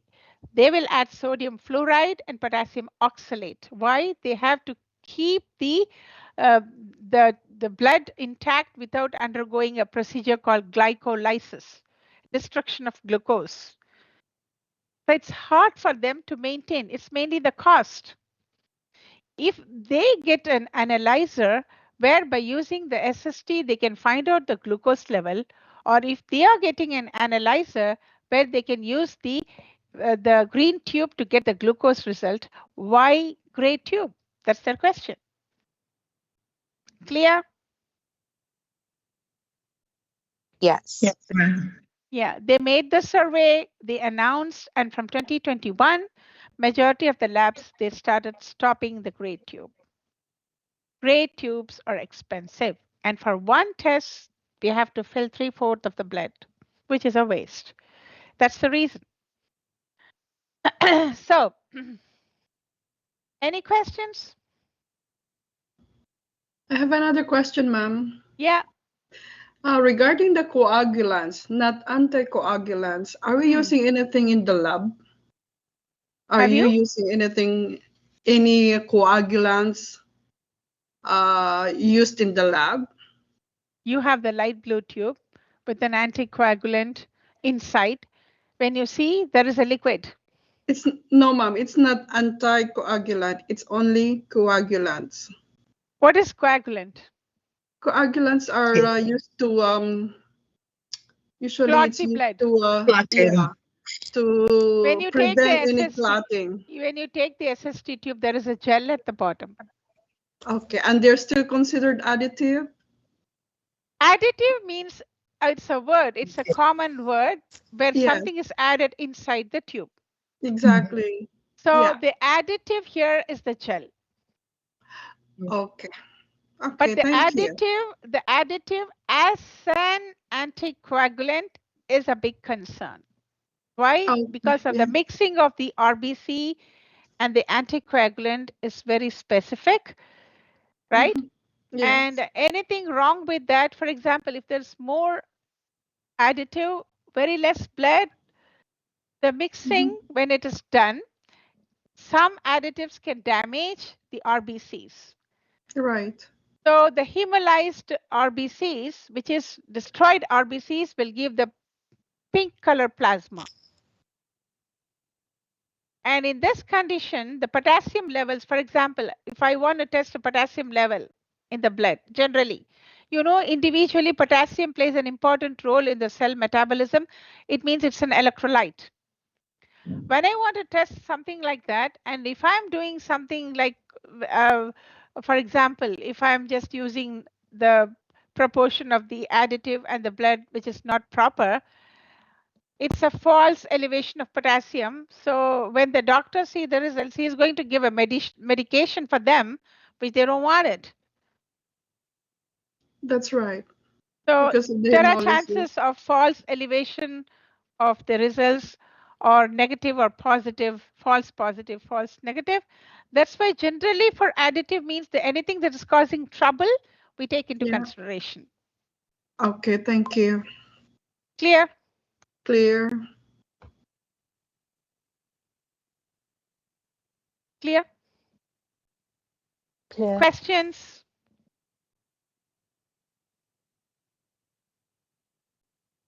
Too much information, miss. We need some break to think about. We'll come from the break, then we'll ask questions, right? Right. Okay, thank you. It's break time now. No, wait. I'll finish the expired containers, then we can go for the break. Thank Okay? you, Pa. Where are you? What's happening? Yeah, we have 4 more minutes. Come on. Expired container. But so far, so good. I want to know that. So far so good. Thank you. Yeah, because I don't want you to, oh, she said something, like I was there, but I was thinking something. I feel sleepy. I never got the information, all these things. Please be specific in this thing. Specimen integrity is a very important chapter. Yes. I can always ask you questions. I'm lucky enough to teach this to you. So I can stop you anytime. Hello, what is the additive? What is the anticoagulant? Oh my God. What is the ratio? In which department this is going? What you are doing? Why this is pink? See, I can ask. Expired containers. While you are restocking the supply, this is another important thing as a technician we will be doing in the lab. You are stocking the samples in the lab. You have to make sure all the supplies are within the expected range of date. Asinat, go ahead. Sorry. Yes, I have a question. Yes. Um, sorry, can hardly talk. I know that like in the lab, it's very busy at times, like taking the blood samples and Yes, we sometimes don't take proper breaks. You're right. Yes. yes. Go ahead. So when we're taking the blood sample, after all that business, you still have to go back and separate it, or is it someone else separating it in the same time? Which one? The serum and the plasma? Yes. No, there are specific people who do the job. You are when you are in front of the analyzer and that's your job, you have to take care of it. If you are there to separate the serum and the plasma, you will be there. You will take care of it. People who sit and separate the tubes checking the barcode, they will be there. They have to do their job because we cannot multitask in this. There'll be so many errors. I know, that's what We I'm cannot thinking. run from, because in this 8-hour shift, I'm not joking, we receive 8,000 urine samples and 10 to 12,000 blood samples. I'm not joking. Wow. That's how busy we Believe you. are. So there is always job for us then when we are There's talking. always job. Nathan, That's what I That's good was. to know. the more That's you why. hear about the COVID, the diseases, it means you are busy. So we don't That want people to means get sick. I'm telling no. you the It's fact. that's why I asked the question because I know how busy they are. And when I look at it, I said that will Yeah. cause a lot of error. My shift ends at 12. Sometimes I'm at home at 1 in the middle of the night. I'm talking about. Okay. Sometimes, very rarely, I come home at the right time, 12, because I have to stop my thing at 11:15 because I have to disinfect, I have to check everything. But when it's coming, you cannot leave the sample of the patient and then you have to endorse to the next shift. So it takes time. You have to explain it to them what is pending, so it's all the lab procedure. We have to explain, then we have to go. Quickly, that's it. Asinet, anything? That's good enough. Thank you. You're most welcome. So while you're restocking, check the expiry date, remove the samples if it's expired. So you can donate it to the schools to see about the things. But what we do in the lab, what I do in the lab, let me put it on me because I'm the person who do this. I have to keep this and stock it separately, and we use those tubes for the artificial arms. Remember the arm of the XYZ, what's there? The artificial ones? Yes. Yes. We use this for practice. Okay, so tubes that are, so what is the main reason why we can't use the expiry tubes? When the vacuum is less, there'll be short draw. Much of the blood won't be there. So the necessary amount of blood won't be drawn. And the additives, for example, the anticoagulant that is used will lose its effectiveness, so it won't mix properly. That's the reason. Two reasons. One is the vacuum will be short, so you will get a short draw. Second, the mixing won't be properly done, so sometimes there are chances of forming clots because it's not mixing well. And our purpose is anticoagulant. Now, if you're getting a clot, even after using the anticoagulant, it means it has lost its effectiveness. Two things. Keep these two things in mind. Now break. Have a nice break. Come at 11:25. Okay. Thank you. Thank you. Thank you. Discuss with more questions, bring questions in mind, and then ask more questions because it's a very important topic. Okay, thank you so much. Okay, thank you, ma'am. Have a nice break. Bye Bye. bye.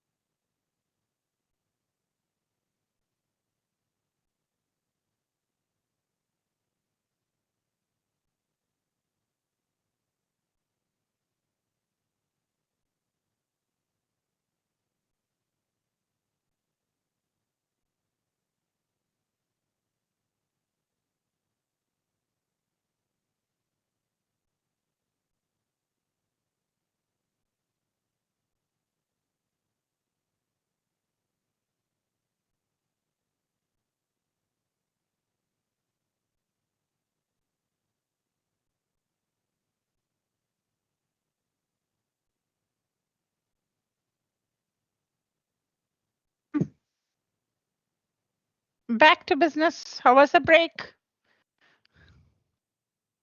It was good. Thank you. Yeah, it was good. Thank That's you. good. Long breaks. Enjoy it. So fresh for the questions. I want you to ask me questions. No one is asking. So we talked about the expired tubes, right? One person's not here. I'll figure it out. Yes. It should be, I know who it is. Okay. Alexia, Amina, Asinet, Christiana, Chris, Zarina Main, Eveline, Huda, Joanna, Kara, Lewis, Maris, Rugiato, Shabana, Verna, Yinghong, Yusra, Zenaida. So I have to note all that. Now, any questions? Anything comes to your mind? Miss, I have question. Hmm. Whole blood tube want to go to the centrifuge. It won't go to centrifuge. No. Yeah. So, like for tube, loyal blue tube, it can be whole blood or plasma. Right. For which one? Light blue? Loyal blue. Royal blue. Loyal blue. Okay. It with additive is EDTA. Yes. So the simple type may be as whole blood or plasma, right? Yeah, but we never talked about the royal blue. We just mentioned. You don't go into detail about the royal blue because majority of the labs, they don't do the royal blue. Only some labs, they do that. Okay, And I just oh sorry. Yeah.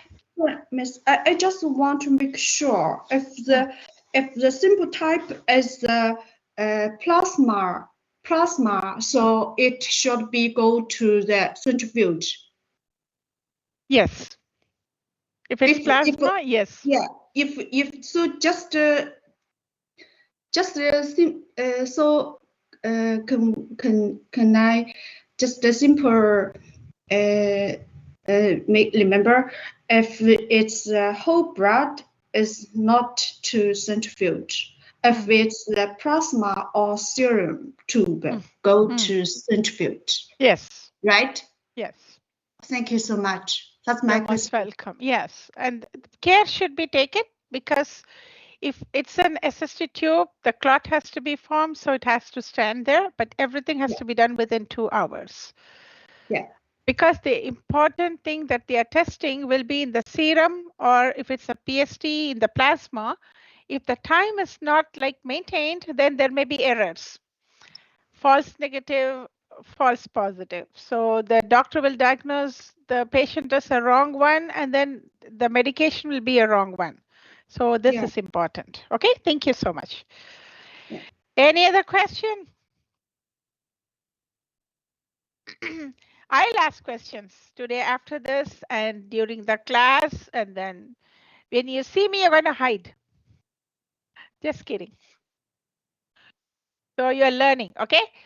Whole blood specimen once again. So after this slides, I'm going to show you 3 videos. One about the complete venipuncture, the important steps. I'll be asking questions. And 2 more small videos like the important step, like how to see the clots. What is the important thing that you see when you have to do the clotting blood and all those things? So whole blood specimen. What do you understand by the whole blood? Whole blood means, what is whole blood? The others are half blood.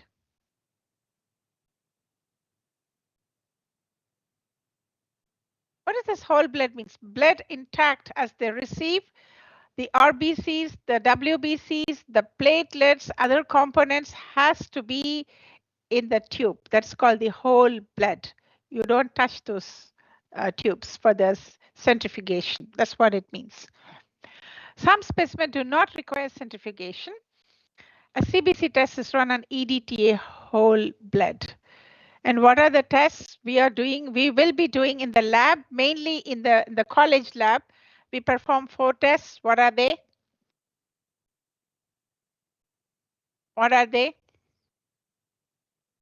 So remember ESR, the question? ASR, ESR, very good. hemoglobin, Hemoglobin, blood grouping, blood grouping, packed red cell PCV. volume. PCV, very good. Paxil. Very good. Yeah. Okay, this is in the college lab, that what we are doing. But I'm also in the life lab testing area. Whole blood is run just to see the differentials. That is the RBCs, platelets, and WBCs. For ESR, they run in the analyzer. For everything, even for making the slide, analyzer. So 4 tests in the lab, in the college lab, as per the theory, what we are learning here, 4 tests. Keep this in mind. Okay? When you're hired by Dynacare or MCI or other labs, they have their own protocols. Don't mix, don't confuse. If the specimen is not inverted or mixed properly, this Munmun might have taught you what will happen if it's not mixed. How will you mix? You shake it. This is mixing. As you mix the sugar with something or salt with something. No. No, don't do that. Happen? What will happen? Hemolysis. Hemolysis. Very good. The blood cells, the RBCs will get ruptured badly. And you can't, if it is a whole blood thing, then the packed cell volume will be falsely diagnosed.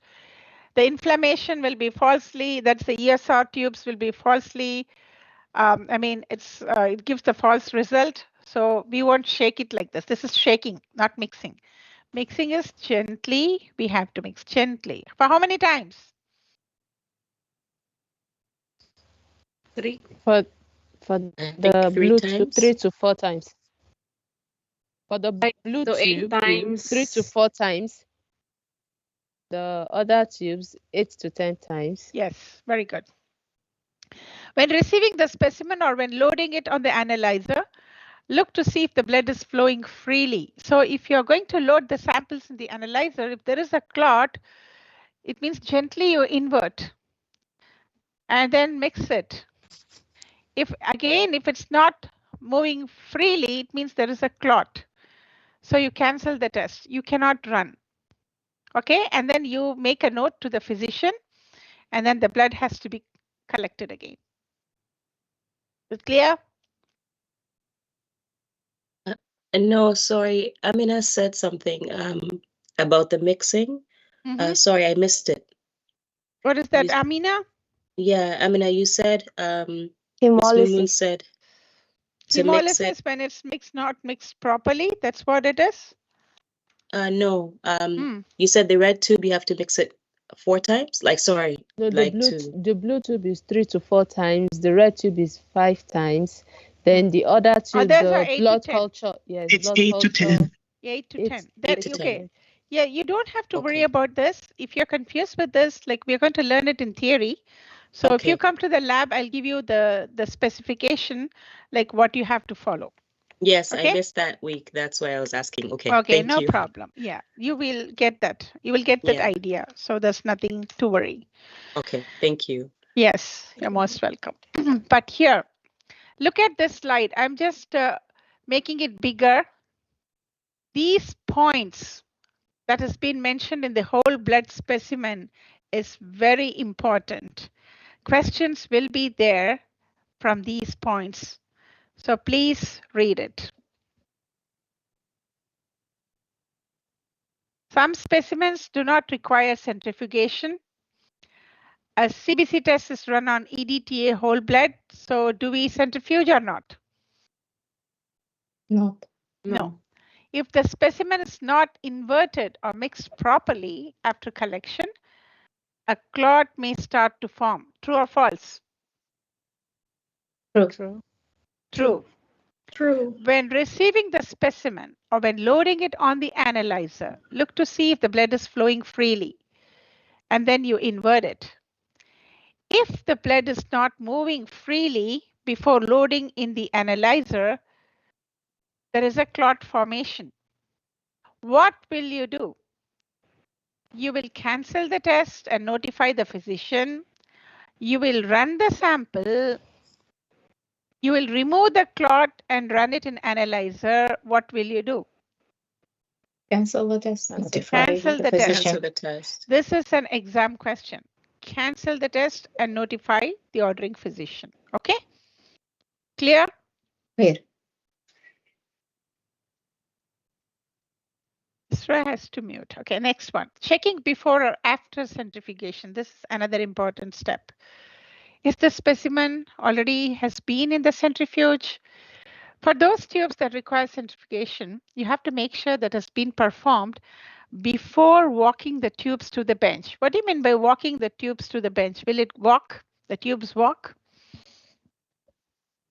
Who's taking it for analysis? No. Taking it to the departments. Exactly. Taking it to the departments for the specimen to be loaded in the analyzer, right? Remember, plasma and serum need to be removed from the cells within 2 hours of collection. Exam question. Plasma and serum need to be removed from the cells within 2 hours of collection. True or false? True. True. True. Fibrin strands in serum. Serum tubes require proper clotting time, and this is again important exam question. Serum tubes require proper clotting time. Becton Dickinson. Who is this Becton Dickinson? It's a company, BD company, BD Vacutainer Company. Recommends that SST tubes clot for a minimum of 30 minutes, 30 to 40 minutes. The place where I went for placement, my supervisor said 40 minutes. Even the lead, the head of the department in the med lab, he says 40 minutes. In some books written 40 minutes, but the standard is 30 minutes. 30 to 40 is the range. Red top tubes clot for how many minutes? 60 minutes. 60 minutes. Thrombin tubes? 5 minutes. 5 minutes. 5 minutes. When it is 5 minutes, it comes under which special category? Rapid testing. Stat. Stat. Start. Stat test. Stat. Stat. Okay. And the SST is in golden color, so it is a golden tube. Now, once again, what is the recommended clotting time for SST? 30 minutes. 30 minutes. 30 minutes. Exam question. Red top tubes, clotting time? 60 minutes. 60 minutes. Thrombin, clotting 5 time? minutes. What is the specialty about this tube? Start. Start. Stat. If serum tubes are spun before clotting is completed, so for example, you're putting it within 15 to 20 minutes before the clotting, you can see the fibrin is like thread-like structures, which helps in the clotting thing, will be there in the serum portion of the tube, which means the clot is not exactly performed. It's not there. This will interfere with the test in the analyzer. So when you load these samples in the analyzer, the clot will interfere with the test results, and then the results won't be accurate, and the analyzer will sometimes stop. It will cancel the test. So when the technologists, when they want to check the results to be released, they will have to perform it manually. For that, they will tell us to again run it in the centrifuge and then separate the clot, and then we have to do different manual procedures. So make sure the timing is important when it comes to clot. That's the bottom line. So again, it's in the table form for the, what do you call, the Becton Dickinson. That's the BD company. I will show you the Vacutainer tubes have the BD in it, which is a company. They say for the centrifugation, the serum tubes. Okay, what is the serum? CAT means clot activation or activated tubes. 60 minutes. Okay, that's for the red. And the SST, 30 minutes. And thrombin tubes, 5 minutes. You don't have to just go through in detail. You already know the information. Hemolysis. Look at the beautiful colors. The hemolysis, what does hemo means? Hemo stands for Blood. blood. Blood. Lysis means Breakdown. breakdown or destruction. So good, you know the terminology. Hemolysis means the breakdown of the RBCs. It will release potassium. You know the RBCs, they have potassium in it. So when it is broken, the potassium will be elevated in the serum. So the test results will be like falsely high. So the hemolysis can vary from light to heavy hemolysis. It may be mild hemolysis or heavy. What are the reasons for this? If you are using the needle, which has a bigger lumen and that is penetrating on the border of the vein, it will rupture, right? And we will see the different reasons, but let us talk about this first of all. It can vary from light to heavy hemolysis, can be tested, however. So one, again, important exam question. If a blood sample with hemolysis is there, can it be run in an analyzer? Yes, it can, Yes. but Yes. a note will be given by the MLT. Very good. A note should be given by the MLT. This is an exam question. Yes, a hemolyzed tube can be run in an analyzer. A note will be there, right?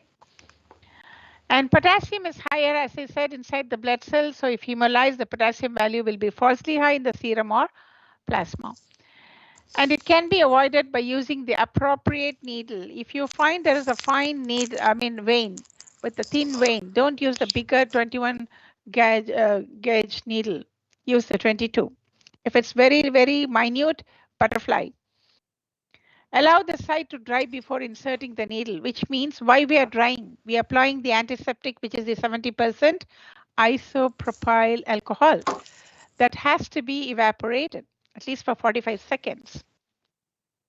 Then you have to insert. If the alcohol is there, for example, you just wipe it in 15 seconds, you're going to poke that will interfere with the blood, and then the blood cells will be like hemolyzed.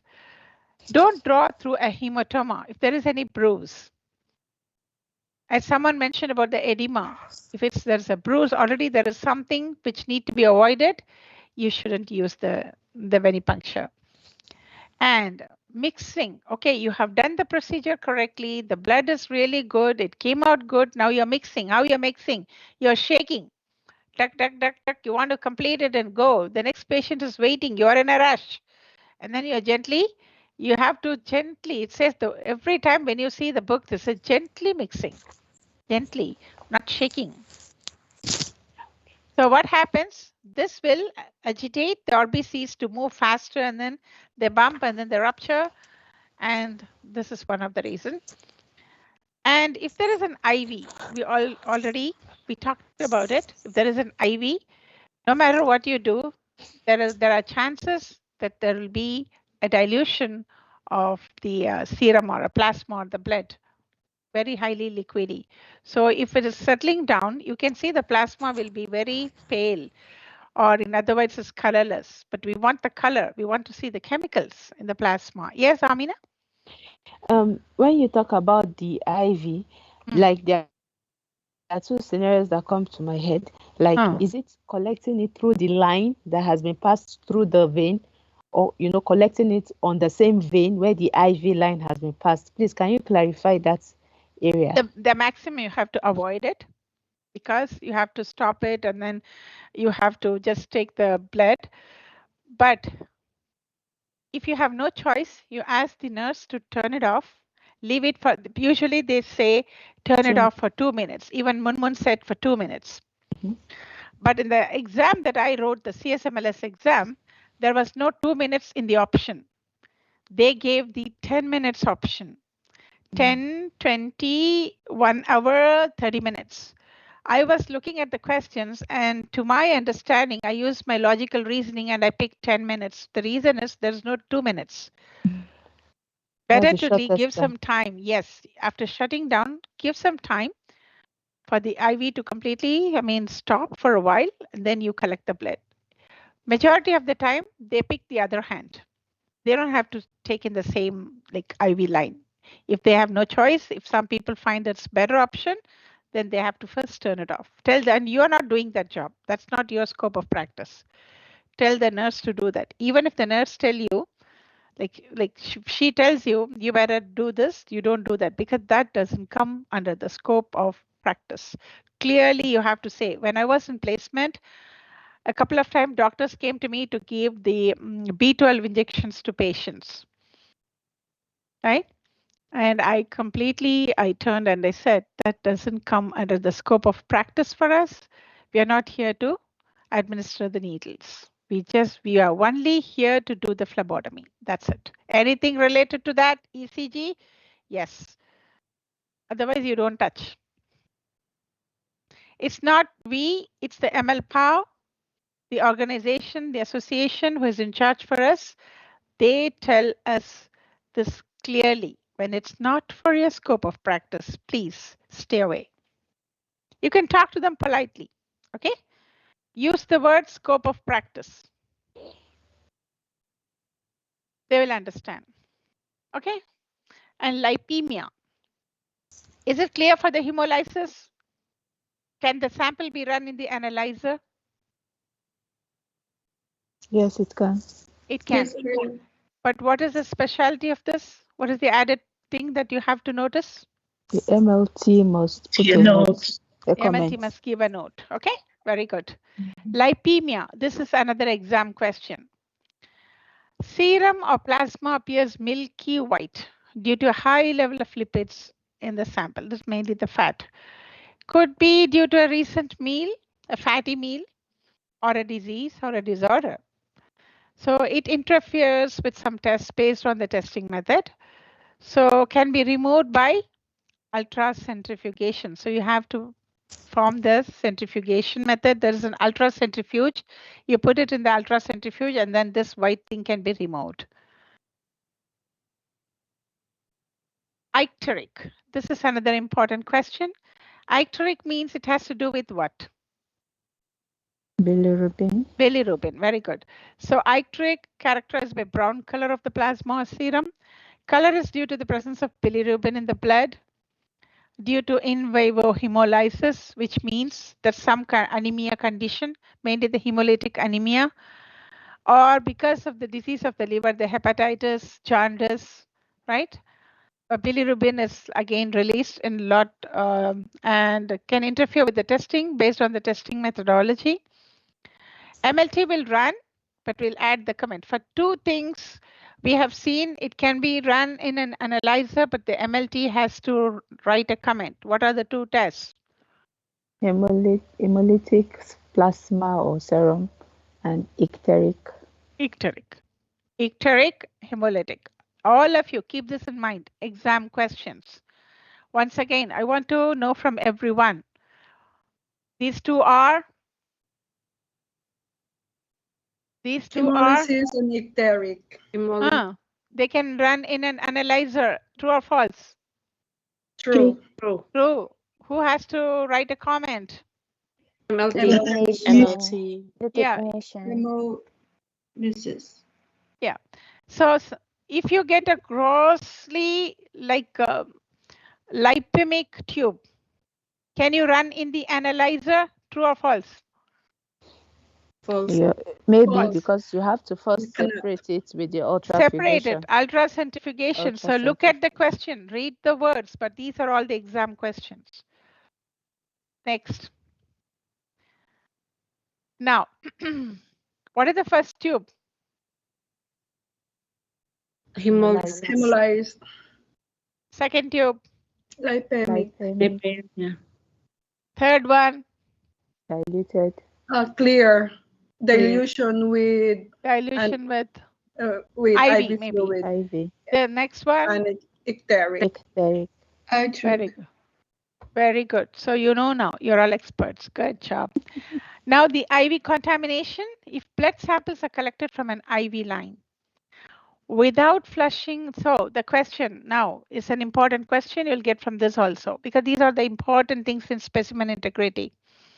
And repeatedly, I'm telling you, specimen integrity is important starting from now till you be the technician in the lab.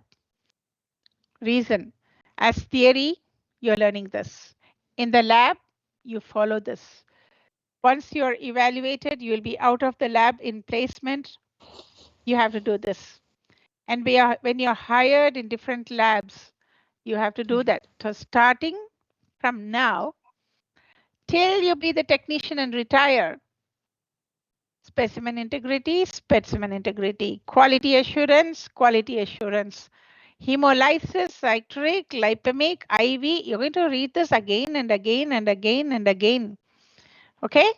So IV contamination. If blood samples are collected from an IV line without flushing or collected in the same vein as an IV, the specimen can get contaminated. Contaminated in the sense with what? With the medicine. Or any saline solution, for example, it'll go here.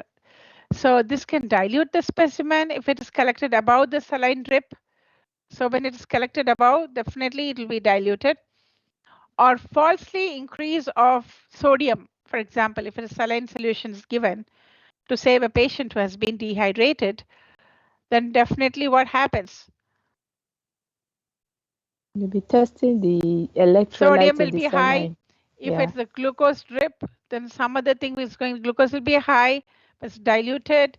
And now the normal patient can be a sugar patient. The patient with the normal metabolism become the irregular metabolism. Now the doctor has to look for that to give medication. We don't want those errors. Poor guy, whoever it is. Let him live healthy and happy, right?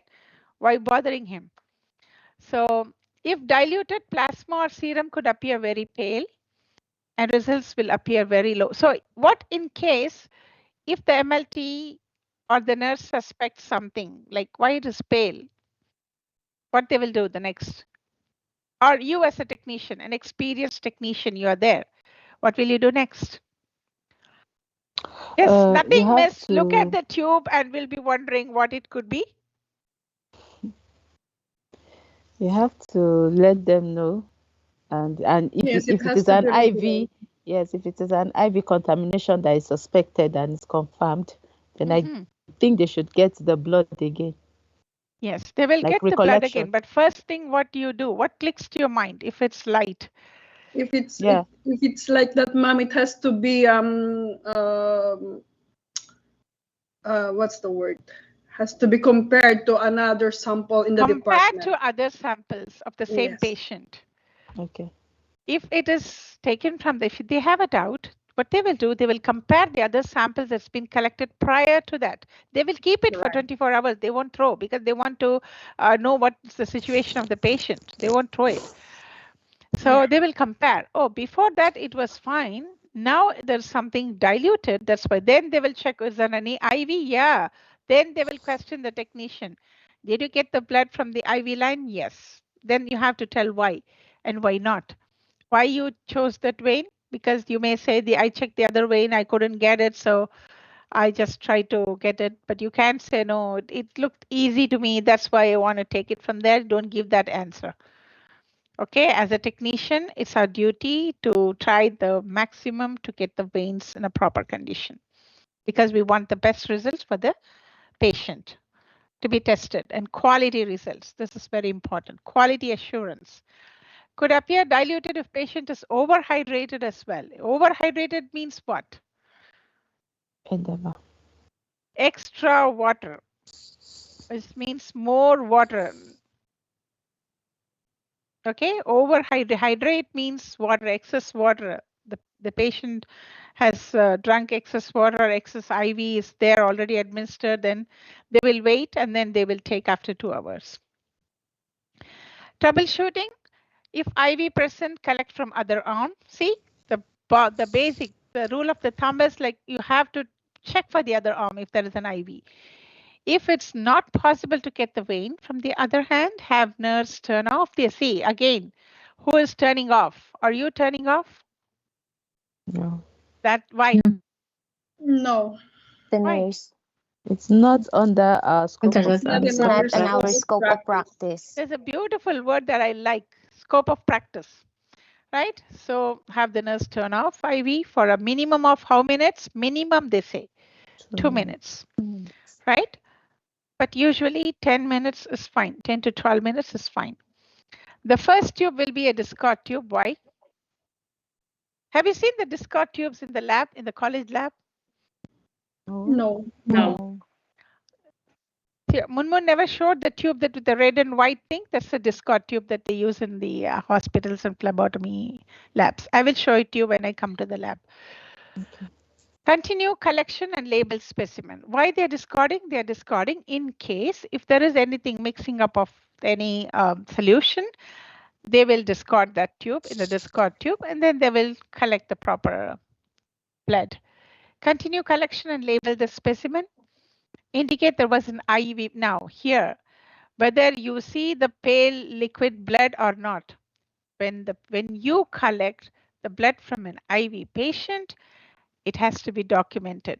Blood collected from an IV patient. It's very important. Ask nurse to turn the IV back on for patient. So again, the nurse is doing, not we. If not documented, but MLT suspects contamination, they may look for other samples. As you said, someone is comparing, and they will wait to take the blood again after 2 hours. So, so any questions regarding these topics or these slides? Yes, I have question. Who is that? Yes, go ahead. Yeah, so if I'm Yes, sir. collecting from the other arm, the one that is not having the IV, shouldn't I turn off the not me, I mean like should I ask the nurse turn off the IV even if I'm collecting from the other arm? No, it's not from the same arm. You don't have to. Okay. By the time the fluid comes to the other arm, it's going to take time. Okay. The immediate reaction or the immediate change won't be there here. Right? Okay. Because the fluid will mix with it go to different parts of the body. By the time it reaches here, it won't be that diluted. But immediately when you're taking on top of this IV or in the same arm, there are more chances of like diluting. But maybe the IV was even running for hours. It was running for hours in the body. It doesn't matter. If the whole thing is overhydrated, if the body is overhydrated with more fluid, then it will appear. But usually it don't happen like that unless the IV is running for 2 days, 3 days, maybe they're a different story. But they will figure it out. The nurses will figure it out and they will do the procedure what need to be done. And your job is just to collect the blood. And that's it. Okay, got it. Right? So they will decide what to do. Okay. Inka, any other question? I am tired of telling you guys, ask question, ask question. Ask question. I have a question, ma'am. Yes. Regarding a patient with a fistula line and the other arm has an IV line, what is the best site to collect blood? In this case, capillary tubes, capillary puncture can be one option. Okay, ma'am. They will collect it in the small tubes, because they have no choice. They know what to do and how to proceed with the patient. Based on the experience, they will tell us. The doctors will suggest us. If we have to make the decision, you can ask your supervisor or MLTs. They will tell you what to do. Okay, ma'am. Thank you. You're most welcome. Because the patient's condition is not like what we can decide or what we have studied in theory. The patient's condition is like the scenario situation. Yeah. The scenario situations are very, very important to make decisions. We call the logical reasoning skills. And we as technicians should have the logical reasoning skills. We have to use our brain, what should be done, what shouldn't be done. And based on that, we have to perform. Okay? Okay, thank you. You're most welcome. So incorrect transport and storage. This is important. Why we are so concerned about the transportation? What we are transporting here? Blood samples. Blood samples. It can be anything, body fluids, infectious materials, right? So that is important. So if the patient samples are transported, do you think they are transported from lab to lab or from hospital to lab or clinic to lab? Where? Is in What are the possibilities? Collection centers accessioning to the main core. lab. Collection centers to the core lab. It has to come to be tested, right? Correct. And in this case, when they bring the sample, usually they have a what do you call the thermocol, the boxes, which has ice in it, okay, to maintain the temperature. There's like a fridge temperature, because when they collect the specimen right away after the centrifugation, they put the pockets in the fridge. I'll show you a video where you can see that in detail.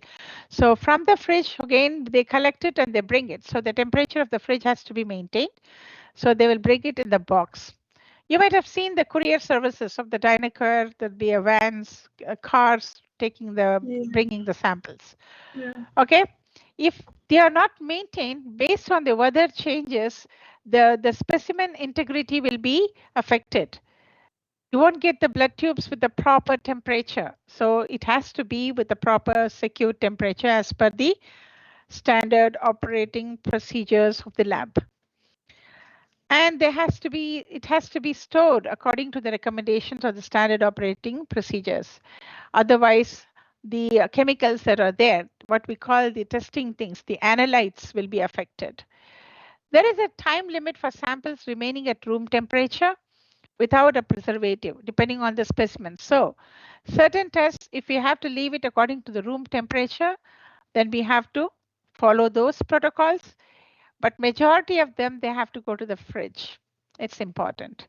Some samples require refrigeration or freezing if not being tested immediately. The freezing one is for the clotting factors, usually. It has to be in the fridge or to check the light blue. Some samples cannot be stored in the fridge. If no gel or serum for plasma needs to be separated, aliquoted from cells within 2 hours. This is an exam question. Within how many hours this has to be separated? Always you have to make sure you are following all handling procedures correctly. You may ask, Miss, why, whom we have to ask these questions? If we have to keep it in the fridge, if you have to keep it outside for this test, you have, when you're hired by the lab, there will be a orientation. There will be an orientation and followed by the training. The training is all about the handling procedures of the specimen in the lab, in that particular lab. I'm telling you, Life Lab has a different way. Dynacare has a different way. MedLab has a different way based on the analyzers, the machines, what they're testing, right? So they know how to train. So you will be getting a training. So no need to worry. Even after getting the training, if you have questions, if you forget, ask your supervisor. If you feel like no one is helping you, go take the binder. SOP binder will be there in the shelf. It will be available to you. Just grab it, go through that in detail. You will have an idea. But generally, all are helpful. As a team, everyone will help you. Clear? Clear. Yes. Clear, thank you. You're most welcome. And sample rejection criteria.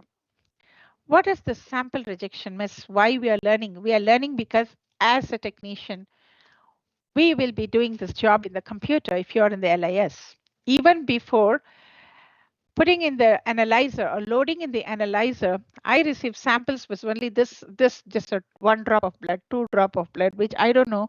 In spite of learning, in spite of giving the training, why they are sending that 1 or 2 drops of blood, I have no idea. We can do nothing because all the test results are going to be wasted. Naturally, it has to be cancelled, but sometimes they come with a label on it. I cannot, as a technician, do you think I can load these samples in the analyzer? No. No. I have to open the system. It's my shift. I'll sit in front of the system. I will just scan the tube with a barcode, and then I'll open the page for NSQ, which means not sufficient quantity. That's the criteria for that. I have to put the message that the tube with this barcode label came to the department. I'm rejecting this tube What is the reason for this? NSQ, simply NSQ. It means they know that it's not sufficient quantity. And again, I have to type query. Query means it's under question. And I'm not loading. What will I do? I have to take that to the accessioning department or send someone to the accessioning department, and they will put it in the query fridge. Query fridge is meant to keep the specimens which are under question, where you cannot run those specimens in the analyzer. Clear? As a technician, you should know this. So the first thing is you will try to fix if there is any problem. You have to see whether this can be fixable, doable. If so, try your best. If not, simply put it in the query fridge, but add a note.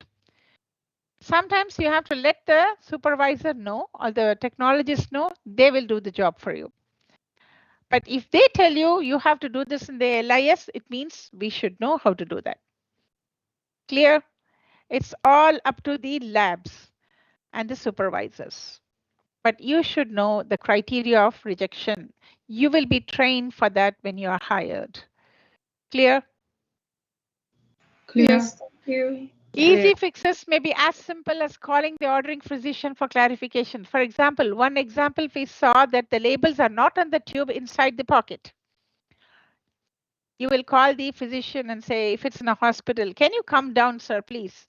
I have a doubt about the labels. He will come and then you show them, see, this belongs to this person I know, but it's not on the tube.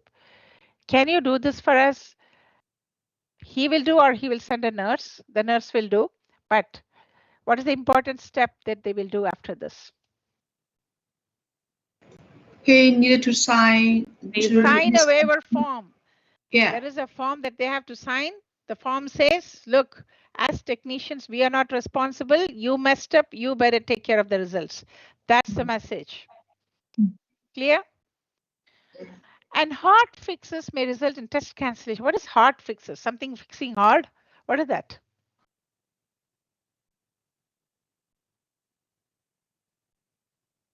Canceling it and redrawing. Canceling it. Hard fixes means you cannot fix the problem. That's it. It's done.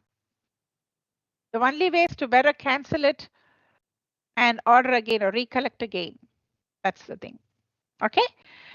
It is a lab's responsibility to educate other HCP. Who's the HCP here? Healthcare professionals in the hospital setting on how to avoid sample rejections. This you will be trained. I remember when I did the summative, I asked the rejection criteria. Do you remember this? Yes. How many of you remember this? There is one LIS. LIS says the criteria for rejection.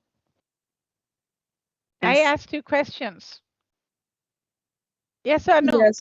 Yes. Yes. Labeled, unlabeled, wrong containers, NSQ, right? Yes. Yes. So that is the reasons for rejection. So different labs have their own protocols of rejections. You have to go through the protocols. So when they hire you, they just don't tell you, go now, do the job. They will give you training for a week. The training for a week is inclusive of the documentation that you need to know, that you have to sign, what you have to tell the others to sign, what you have to check, what mistakes you have to avoid, everything. And where will you refer for anything that if no one is there to help you, everyone is busy, what will you do without wasting the time? They will show everything in the computer, outside the computer, in front of the analyzer and away from the analyzer. Everything you will, for everything, you will get the training. Because lab is a teamwork. One person making mistake, it affects the whole department. Once one person who's new, she was trained new, and then she had to enter the code for hematology. She used the chemistry department. I don't know where she got that from. She used the code for the chemistry department. You know what happened? The whole system in the hematology got that, and everyone came there. Who did this? Who did this? Who did this? My God. And we have to stand there like as a victim. Oh, sorry, I did that because, I'm new. But they accept it. But that's the best. Again, they have to take it out from the thing, and then they have a different way of removing that, and then they have a different way of inserting the thing. So it takes time till that. Remember, we are getting so many tubes. We have no time to play. We have no time to waste because we have to report the tests. That's the procedure that the labs are doing. That's the policy that the labs have to follow. So they don't have excess time to play. So make sure before doing, you know the policies, you know the standard operating procedures, you take the responsibility, and once again, there is a word called accountability when it comes to the lab. When you make a mistake, don't put the blame on others. When you make a mistake, accept in a decent way, yes, I'm sorry, I made a mistake. That they will accept. But if you just put the blame on someone else, no one likes it. Because the next time you might not have done that mistake, but everyone will look at you. You know what I mean? Everyone will look at you. You did it and you're not telling it. This is the impression you will get, and we don't want that. We don't want to be in that position. Okay? When you make a mistake, decently you say, you apologize. Sorry, I made a mistake. They will walk. They will. So the max the MLT is going to tell, okay, don't do this next time. That's it. Or learn in a way like you ask someone before doing it. That's it. But if you put the blame on others, it's a no, no, no. Okay? Do you hear me? Yes. Yes, we heard you, ma'am. Everyone, Yes, we heard Yes, Alexia, you. ma'am, we can Amina, hear Jeanette, you. Christiana, Chris, Zarina Main, Eveline, Huda, Joanna, Cara, Luis, Maris, Rugiato, Santiago, welcome, Shabana, Verna, Yingyong, Yusra, Zinaida. Accountability. What does accountability means? Take responsibility of your Take actions. responsibility of what you're doing. And it's a beautiful thing. You should have a big heart to come forward to tell, yes, sorry, I made a mistake. And that is appreciable. Instead of putting the blame on someone, no, no, no. Okay? So we're going to see a couple of videos. You will learn from that.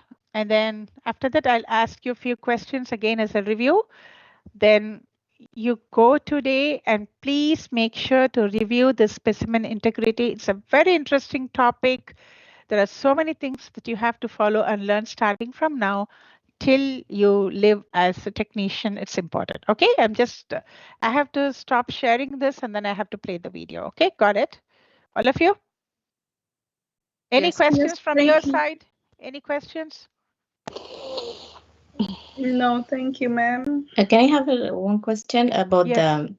Yes. about the incident you just mentioned about the wrong labeling for the tubes that happened in the lab? Yeah, yeah. Go ahead. So there was a delay, of course, in being the tubes being tested. So in that case, where do you keep the samples? It's gonna Fridge. be, yeah, Fridge. the fridge. Fridge. Yes. Fridge. Okay. Okay. Okay. Okay. A good question. Anyways, you can see huge fridges there in the lab. When you come to the core testing lab, you turn everywhere, there'll be huge fridges.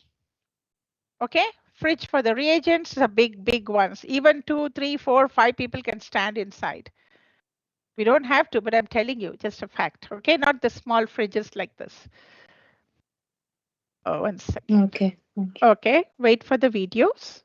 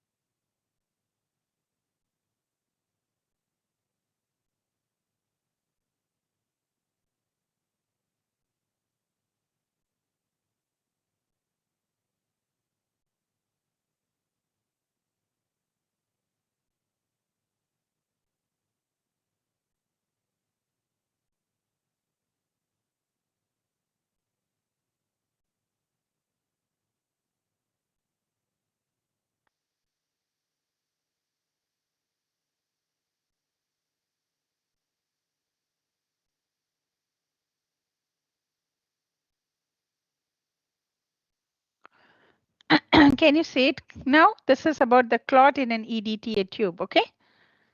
And today I just want to show you what a clot looks like in a purple top tube. It can look like so many different things, but see how there's a thick drop and webbing, which I just got all over myself. That is a clot. That is fibrin strand. Those are fibrin strands that are coming together. So if you ever see that, you cannot use that for hematology or blood banking. And you would want to go ahead, call the clinician and cancel that. You can also feel, you can also feel a clot in a specimen by placing the top of the tube on there, and when you're initially rocking, if it's a large clot, it'll feel clunky, like it feels like it's rolling to the end, and you can feel it go clunk, and then it would roll to the other end, and you feel it go clunk whenever you're gently rocking it like this. So make sure that before you put out or verify definitive results, if something looks crazy, like the platelets are really low, you can clot check it and see if it's actually clotted. Thank you so much for watching, and now I'm going to clean up my bench. So is it clear? Can you run the sample with the clot? No, miss. No. No, I'm going to share one video about the venipuncture procedure, the important steps that you have to follow. That's like step by step. It is narrated. I feel that's really good for you to watch. Okay.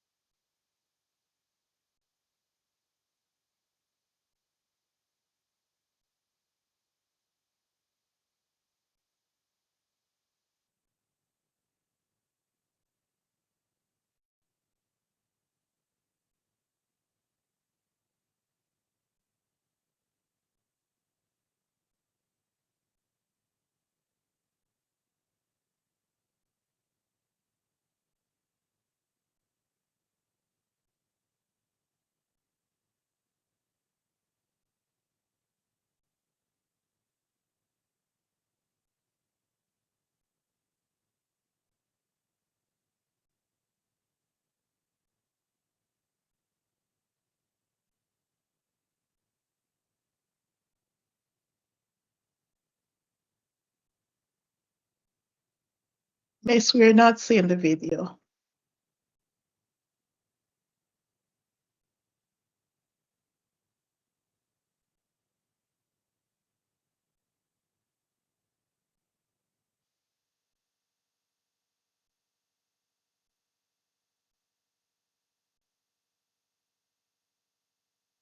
Guys, can you see this?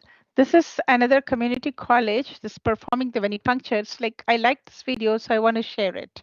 Okay, you won't have this in D12. It's my personal choice. So we're going to watch it, okay? Okay, miss.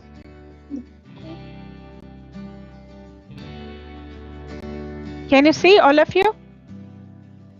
Yes, Yes, ma'am. As a ma'am. medical Yes, assistant, thank you will you. need to Yes, know how to ma'am. draw and collect blood samples. This procedure can be referred to as both venipuncture and phlebotomy. In this video, I'll be using the term venipuncture, and I'll first walk you through some important principles and considerations behind the procedure. Then, I'll show you how to perform a venipuncture procedure using a multi-sample needle with an evacuated tube system. This demonstration reflects how we teach venipuncture at Portland Community College, and though you will eventually work in a healthcare setting where the details of this process may vary, the overall procedure should be consistent from place to place.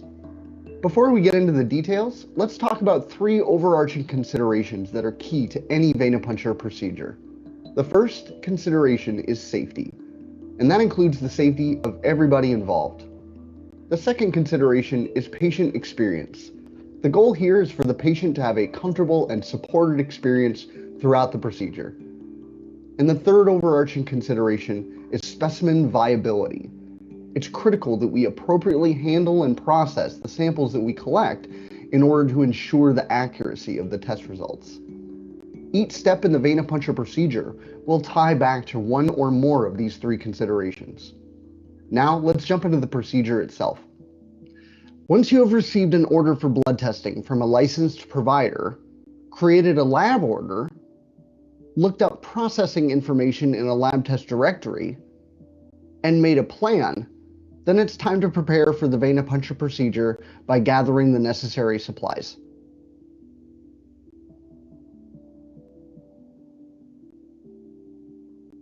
The supplies needed will include a tourniquet, 70% isopropyl alcohol wipes, cotton or gauze, tape, the required vacutainer tube or tubes needed for testing, multi-sample straight needles, usually 21, 22, or 23 gauge, and tube holders, also known as adapters. The ones shown here have a needle safety guard, and you'll need to make sure that either your tube holders or your needles have these safety guards.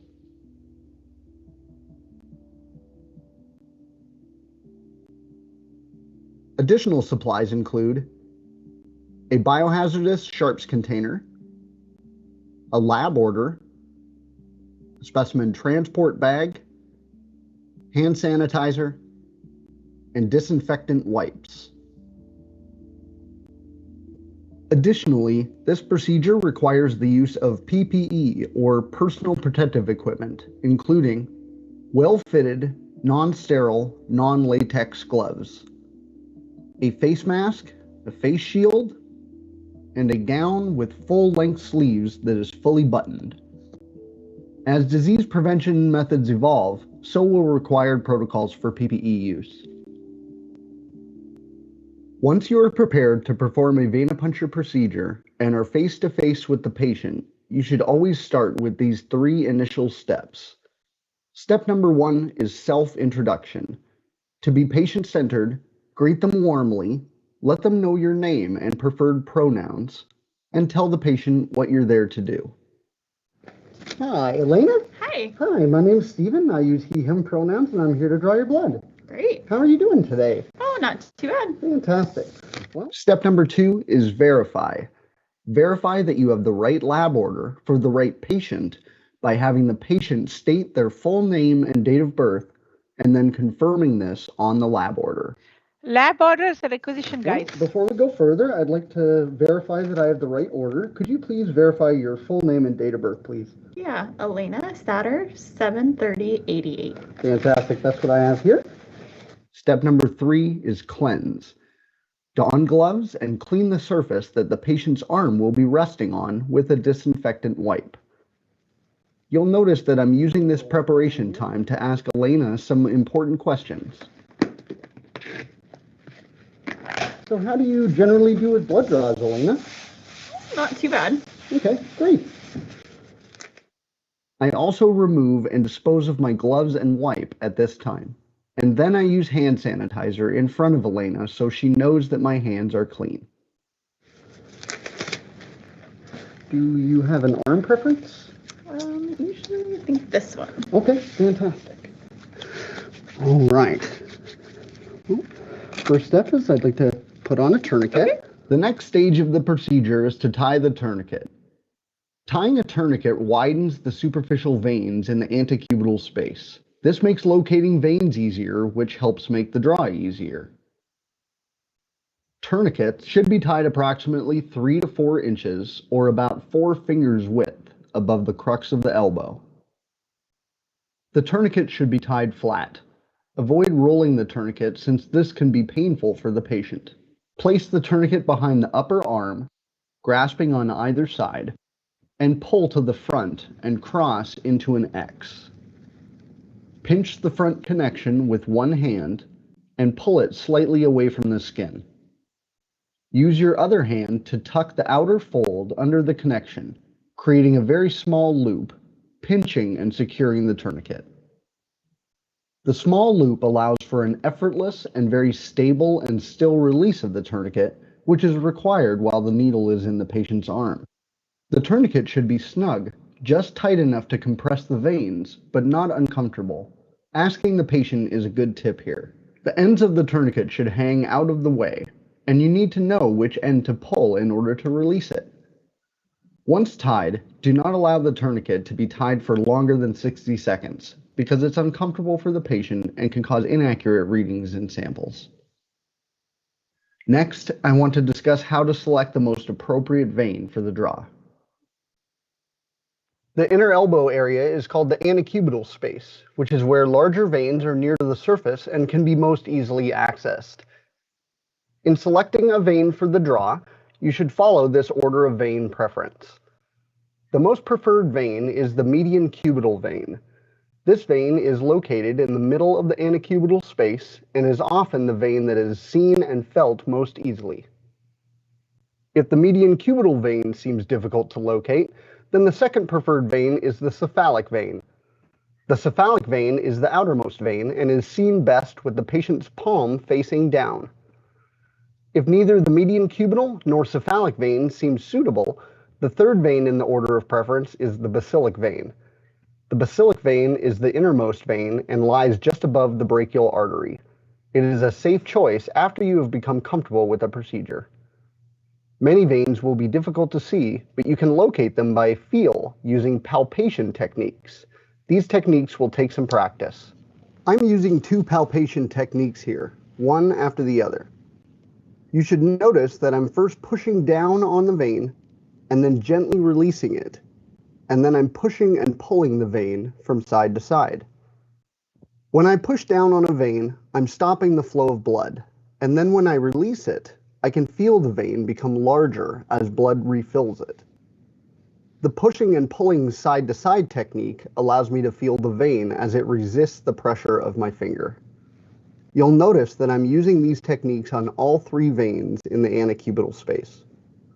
At this point, I'm also determining the direction of the vein, which brings us to the 3 Ds of vein assessment. The first D of vein assessment is depth. How deep is the vein?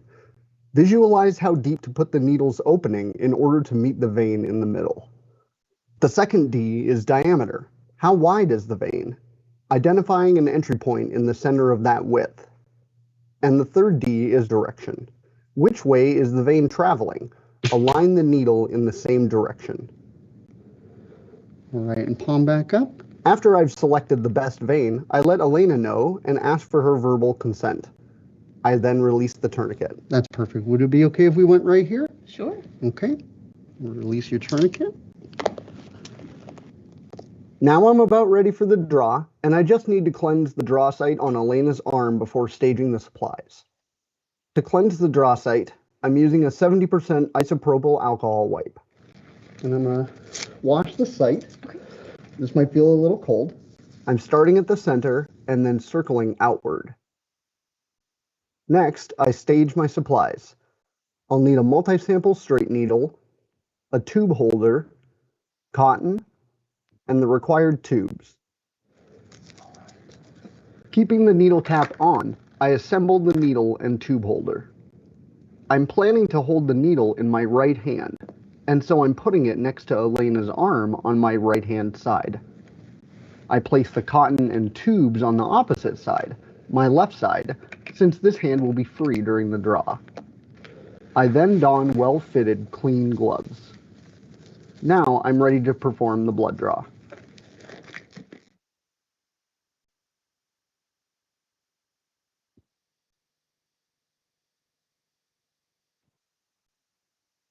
I check with Elena to be sure the alcohol on the site has dried before retying the tourniquet. I also check with her about the tightness and comfort of the tourniquet before I continue. All right, does that feel dry? It does. Okay. Retie the tourniquet.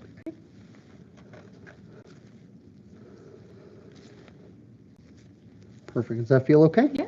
Okay. I now uncap the needle and inspect the bevel for any burrs or damage. From this moment on, I'm being very careful to maintain constant positive control of the needle. I need to be aware of the position of the tip of the needle at all times throughout the procedure and until I've closed the needle safety guard after the draw. Now with my other hand, I place my thumb on Elena's forearm, well below but in line with the intended vein.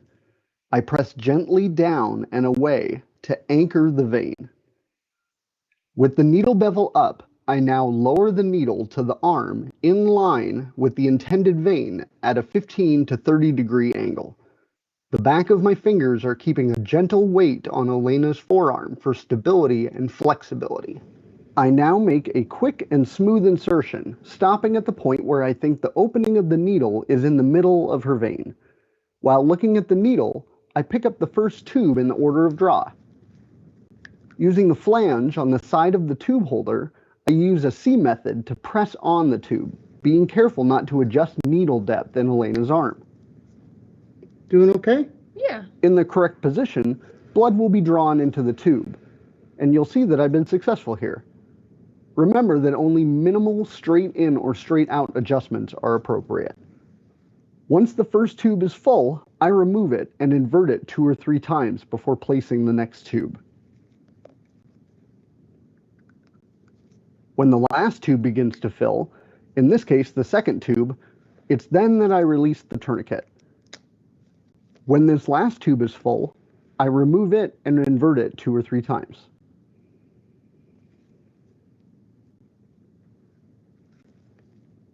With my free hand, I now pick up the cotton and hover over the site.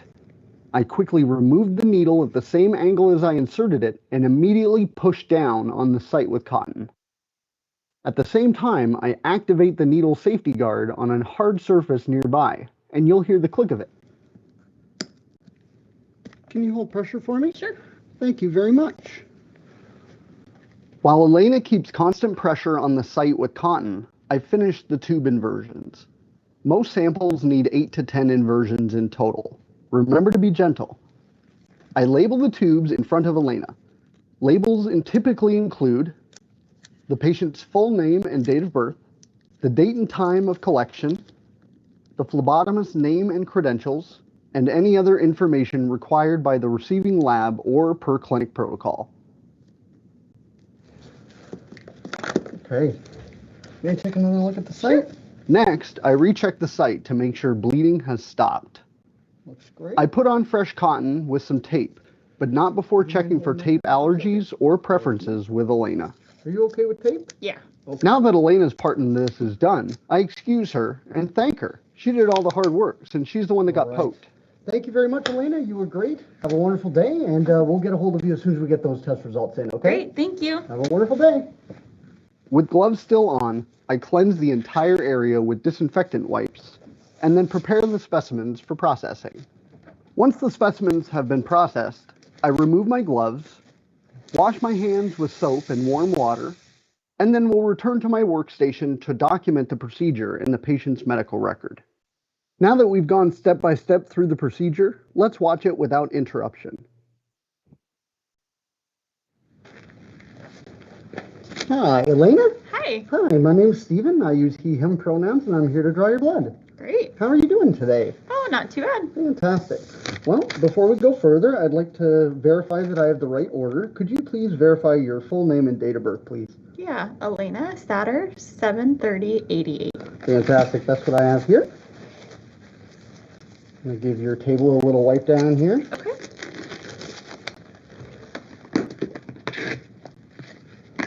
So how do you generally do with blood draws, Elena? Not too bad. Okay, great. Do you have an arm preference? Usually I think this one. Okay, fantastic. All right. First step is I'd like to put on a tourniquet. Okay.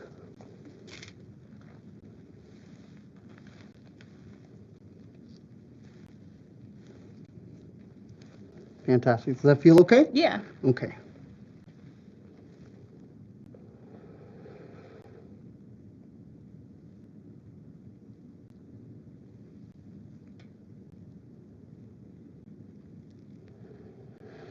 All right, would you mind rotating your palm down for me? Thank you.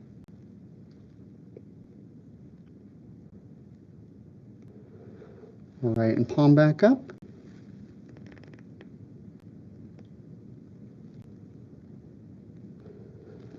That's perfect. Would it be okay if we went right here? Sure. Okay, release your tourniquet. And I'm gonna wash the site. Okay. This might feel a little cold.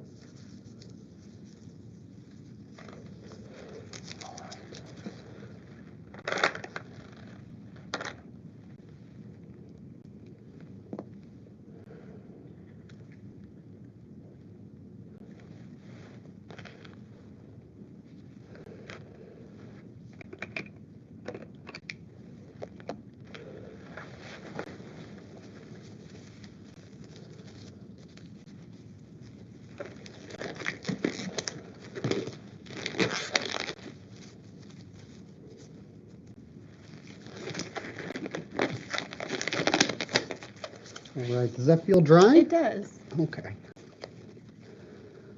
Retie the tourniquet. Okay.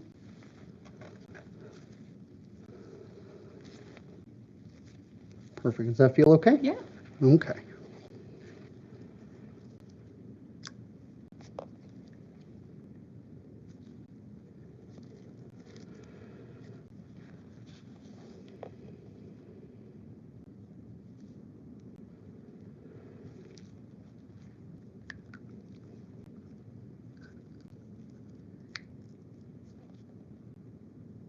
Doing okay? Yeah.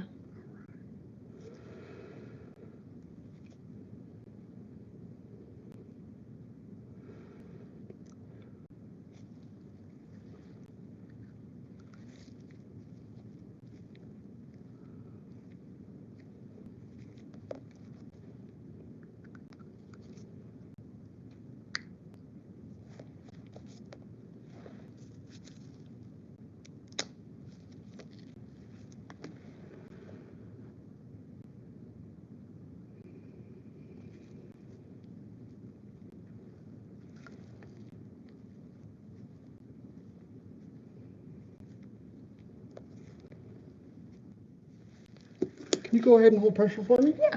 Thank you.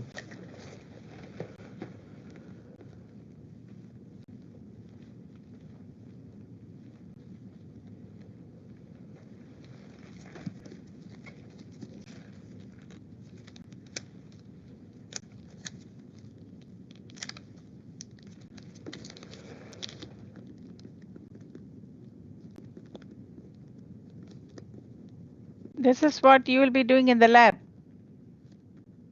That's why I picked this video. So step-by-step detail is here. How you insert, how you remove, how you anchor.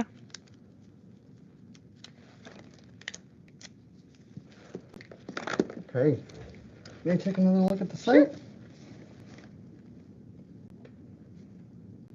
Looks great. Would you mind holding that down for a second? Sure. Thank you. Are you okay with tape? Yeah. Okay.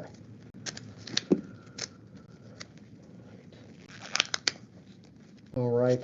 Thank you very much, Elena. You were great. Have a wonderful day, and we'll get a hold of you as soon as we get those test results in, okay? Great. Thank you. Have a wonderful day.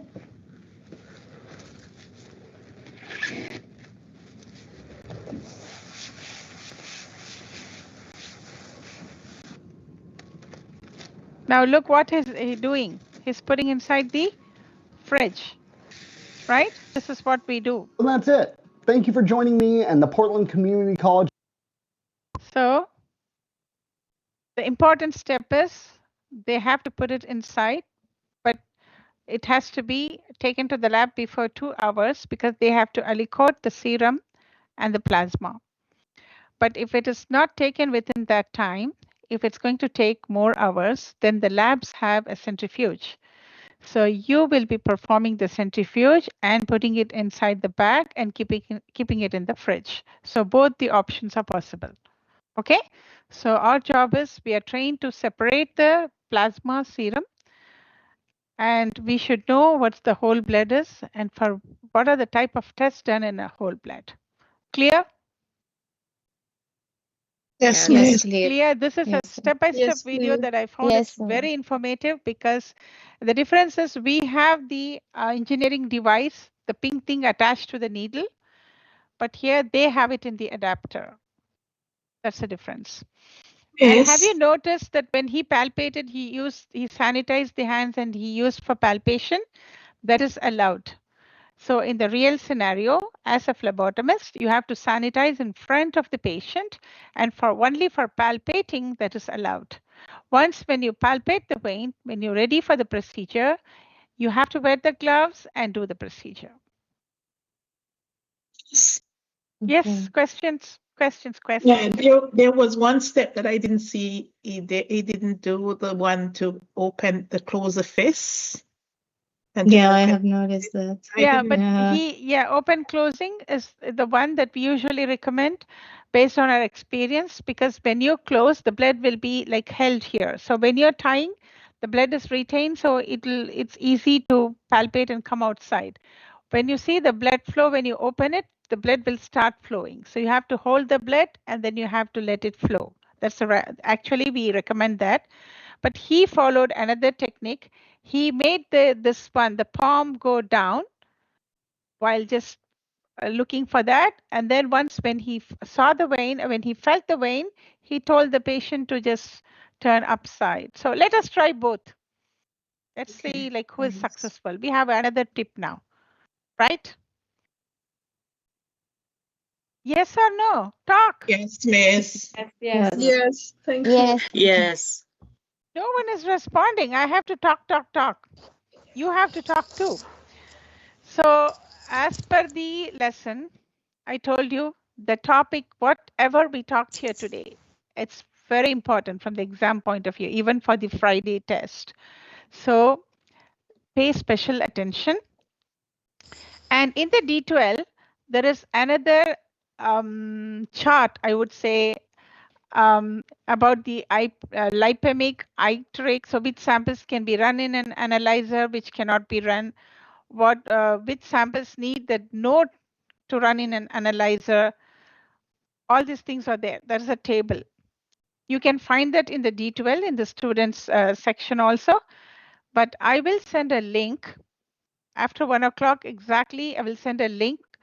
You have to sit whenever you find time, go through the table, because tomorrow this is a homework for you. It has all the important components in it. It's a homework. You will sit today, discuss with your friends, or you're going to read alone, that's fine. But go in detail with the PowerPoint, whatever you're having as a PDF, a book, or PowerPoint, go it in detail. Tomorrow morning, there is a 15 minutes or 20 minutes discussion, mainly in the form of question and answers, right? So this is important. I'll send you the link, go through that. If you don't get the link, email me, but I'll make sure in the chat, in this chat, I'll post the link for that. Please do that as a homework. All the contents of the chart is important, or in the table is very important. Is it clear? Yes. Yes, clear. All of Yes, you? clear. Yes. I thought of Yes. doing that now, but Yes. I want to prepare you yourself and to be ready for the test or for the Thank you. information. Okay, that's very important. So that's for today. Any other questions? Let Yes, us miss. ask I have a everyone. question. What Ma'am, so I question? have a I have a question. question, Who miss. is this? So, First one, Arsinet. Okay, go ahead. Miss, I just have a question here. Say, if you centri if you centrifuge the PST, and the color of the liquid portion become brownish yellow. Yellow, most of Yeah. the time the plasma light yellow to darker depending on your nutrition, depending on your body condition. Okay. What causes this coloration? Usually the bilirubin, the other metabolites, it Oh, causes okay. the difference in the color. Medications, vitamins, yes. Okay. Thank you. Next question, Varna. So all the labeled sealed patient specimen usually keep in the refrigerator? Yes, yes. Yes. Prior or 2 hours prior, right? Yeah. Yes. Okay, thank you. Even after separation, we keep it in fridge. I see. Okay. Fridge Yes. is is a very important invention in our lives. Why? Food has to be spoiled, keep it in fridge. Any medication, vaccine, keep it in fridge. Right? We pack the lunch for the next day after the dinner, fridge. You bring the bread, you don't know the expiry date, like it's 2 more days, it's okay, never mind, keep it in fridge. All the samples, specimens collected in the fridge. Yes. Any other question? Asinet, you still have a question? Another question? No, I'm good, miss. Thank You're you. good. Okay, question. Luis, Santiago. Zenaida, question? Ying Hong, question?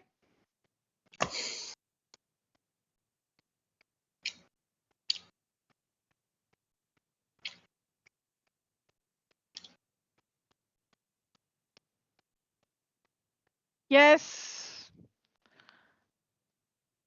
Go ahead. Hmm. Question. Question.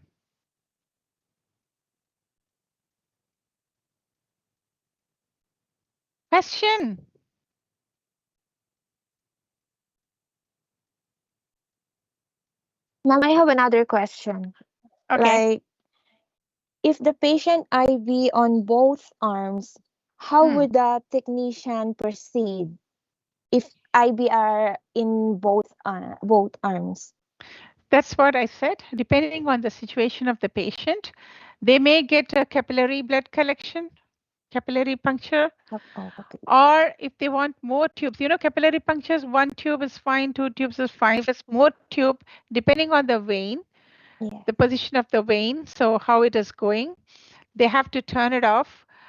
2 minutes is not sufficient. They say minimum 2 minutes. It's theoretical, but 2 minutes is not enough. They will wait for 10 minutes, the minimum, and then they will collect. Depending on which vein is good, which they think is appropriate, you can ask your supervisor, your whoever is there, the MLT, they will guide you. Okay, thank If you cannot make a decision, so that's fine. It's a scenario-based situation. You don't know for how long the patient is there in the hospital, and you have to check the history, like when he came, what is his condition, for how long the IV is there. Then you tell them to close the IV, and then you take it. Okay, ma'am. Thank you. Yes, you're most welcome. Question? Ma'am, you saw that he you're took two actually tubes. Yes, He Amina, took two first. tubes. So it was while he was taking the second tube that he loosened the tourniquet. What if he was taking 6 tubes? When should he have loosened the tourniquet? Okay, 5.5. 5.5. Okay, so just close to the last tube, always. Yes. Okay, thank you. Okay, but experienced technicians, to be honest with you, with 15 years experience, 20 years experience, they release in 2 tubes, and then they will go quickly, tuck, tuck, tuck. The speed is very they are very highly fluent in what they're doing. They're proficient. But the initial learners, they will be struggling. So it will take some time to manage these things, but it's not a big deal. You will learn. It looks like people in the emergency departments, you know how fast they take the blood? They take it so fast. Sometimes, of course, even the experienced people, they miss the blood tubes at the end. Why? Because the blood stops. No, they cannot go and tell the doctor, I was collecting out of these many tubes, the blood stopped before the 2 tubes. That's not the excuse we have to make as a technician. We are doing the good thing to the community to help the people identify or diagnose. So we will look for another vein, and then definitely we have to complete the draw. One thing you have to keep it in mind. If really the situation is not that good, where the patient's vein is collapsing, mainly for the old people, it's very hard. I've experienced this. We struggle a lot with the old people. If that is the situation, we ask the physician, this is the condition of the patient, which is the prioritized test? Which one you recommend to go like as an important thing? So based on that, you will do the draw. Clear? Miss, Yes, I've seen it. back to the question that I don't remember who asked about the IV in both arms. Mm-hmm. If the IV is in both arms, do you like do we do that or do we ask the nurse to insert Usually that? the nurses will do. It's a good That's question. right. Yes. Yes. It's a good question. Even for some critical things, for example, a patient with a heart issue, like they have a chest pain, they go there. Usually, the technicians they will come to collect the blood only if the condition is under control, if everything is fine. But usually, a nurse will be there in charge, and they will do this. It's a good question. Yes. Next. Thank you. Thanks. Miss, I have a question. Was this Asinet? No, Um, Ying Hong? Yes, go ahead. Okay. Yeah. If grocery lipemic simple, right? A grocery lipemic simple comes out of the centrifuge. So, what is the next step? Should we If do? it's grossly lipemic, it's too thick white stuff standing there, we cannot run the samples. You can run it, but there is a procedure. We have to do the it's not only centrifugation. This is what we call ultracentrifugation. There is a machine called ultracentrifuge. We run the sample, we remove that, and then we will continue in the analyzer.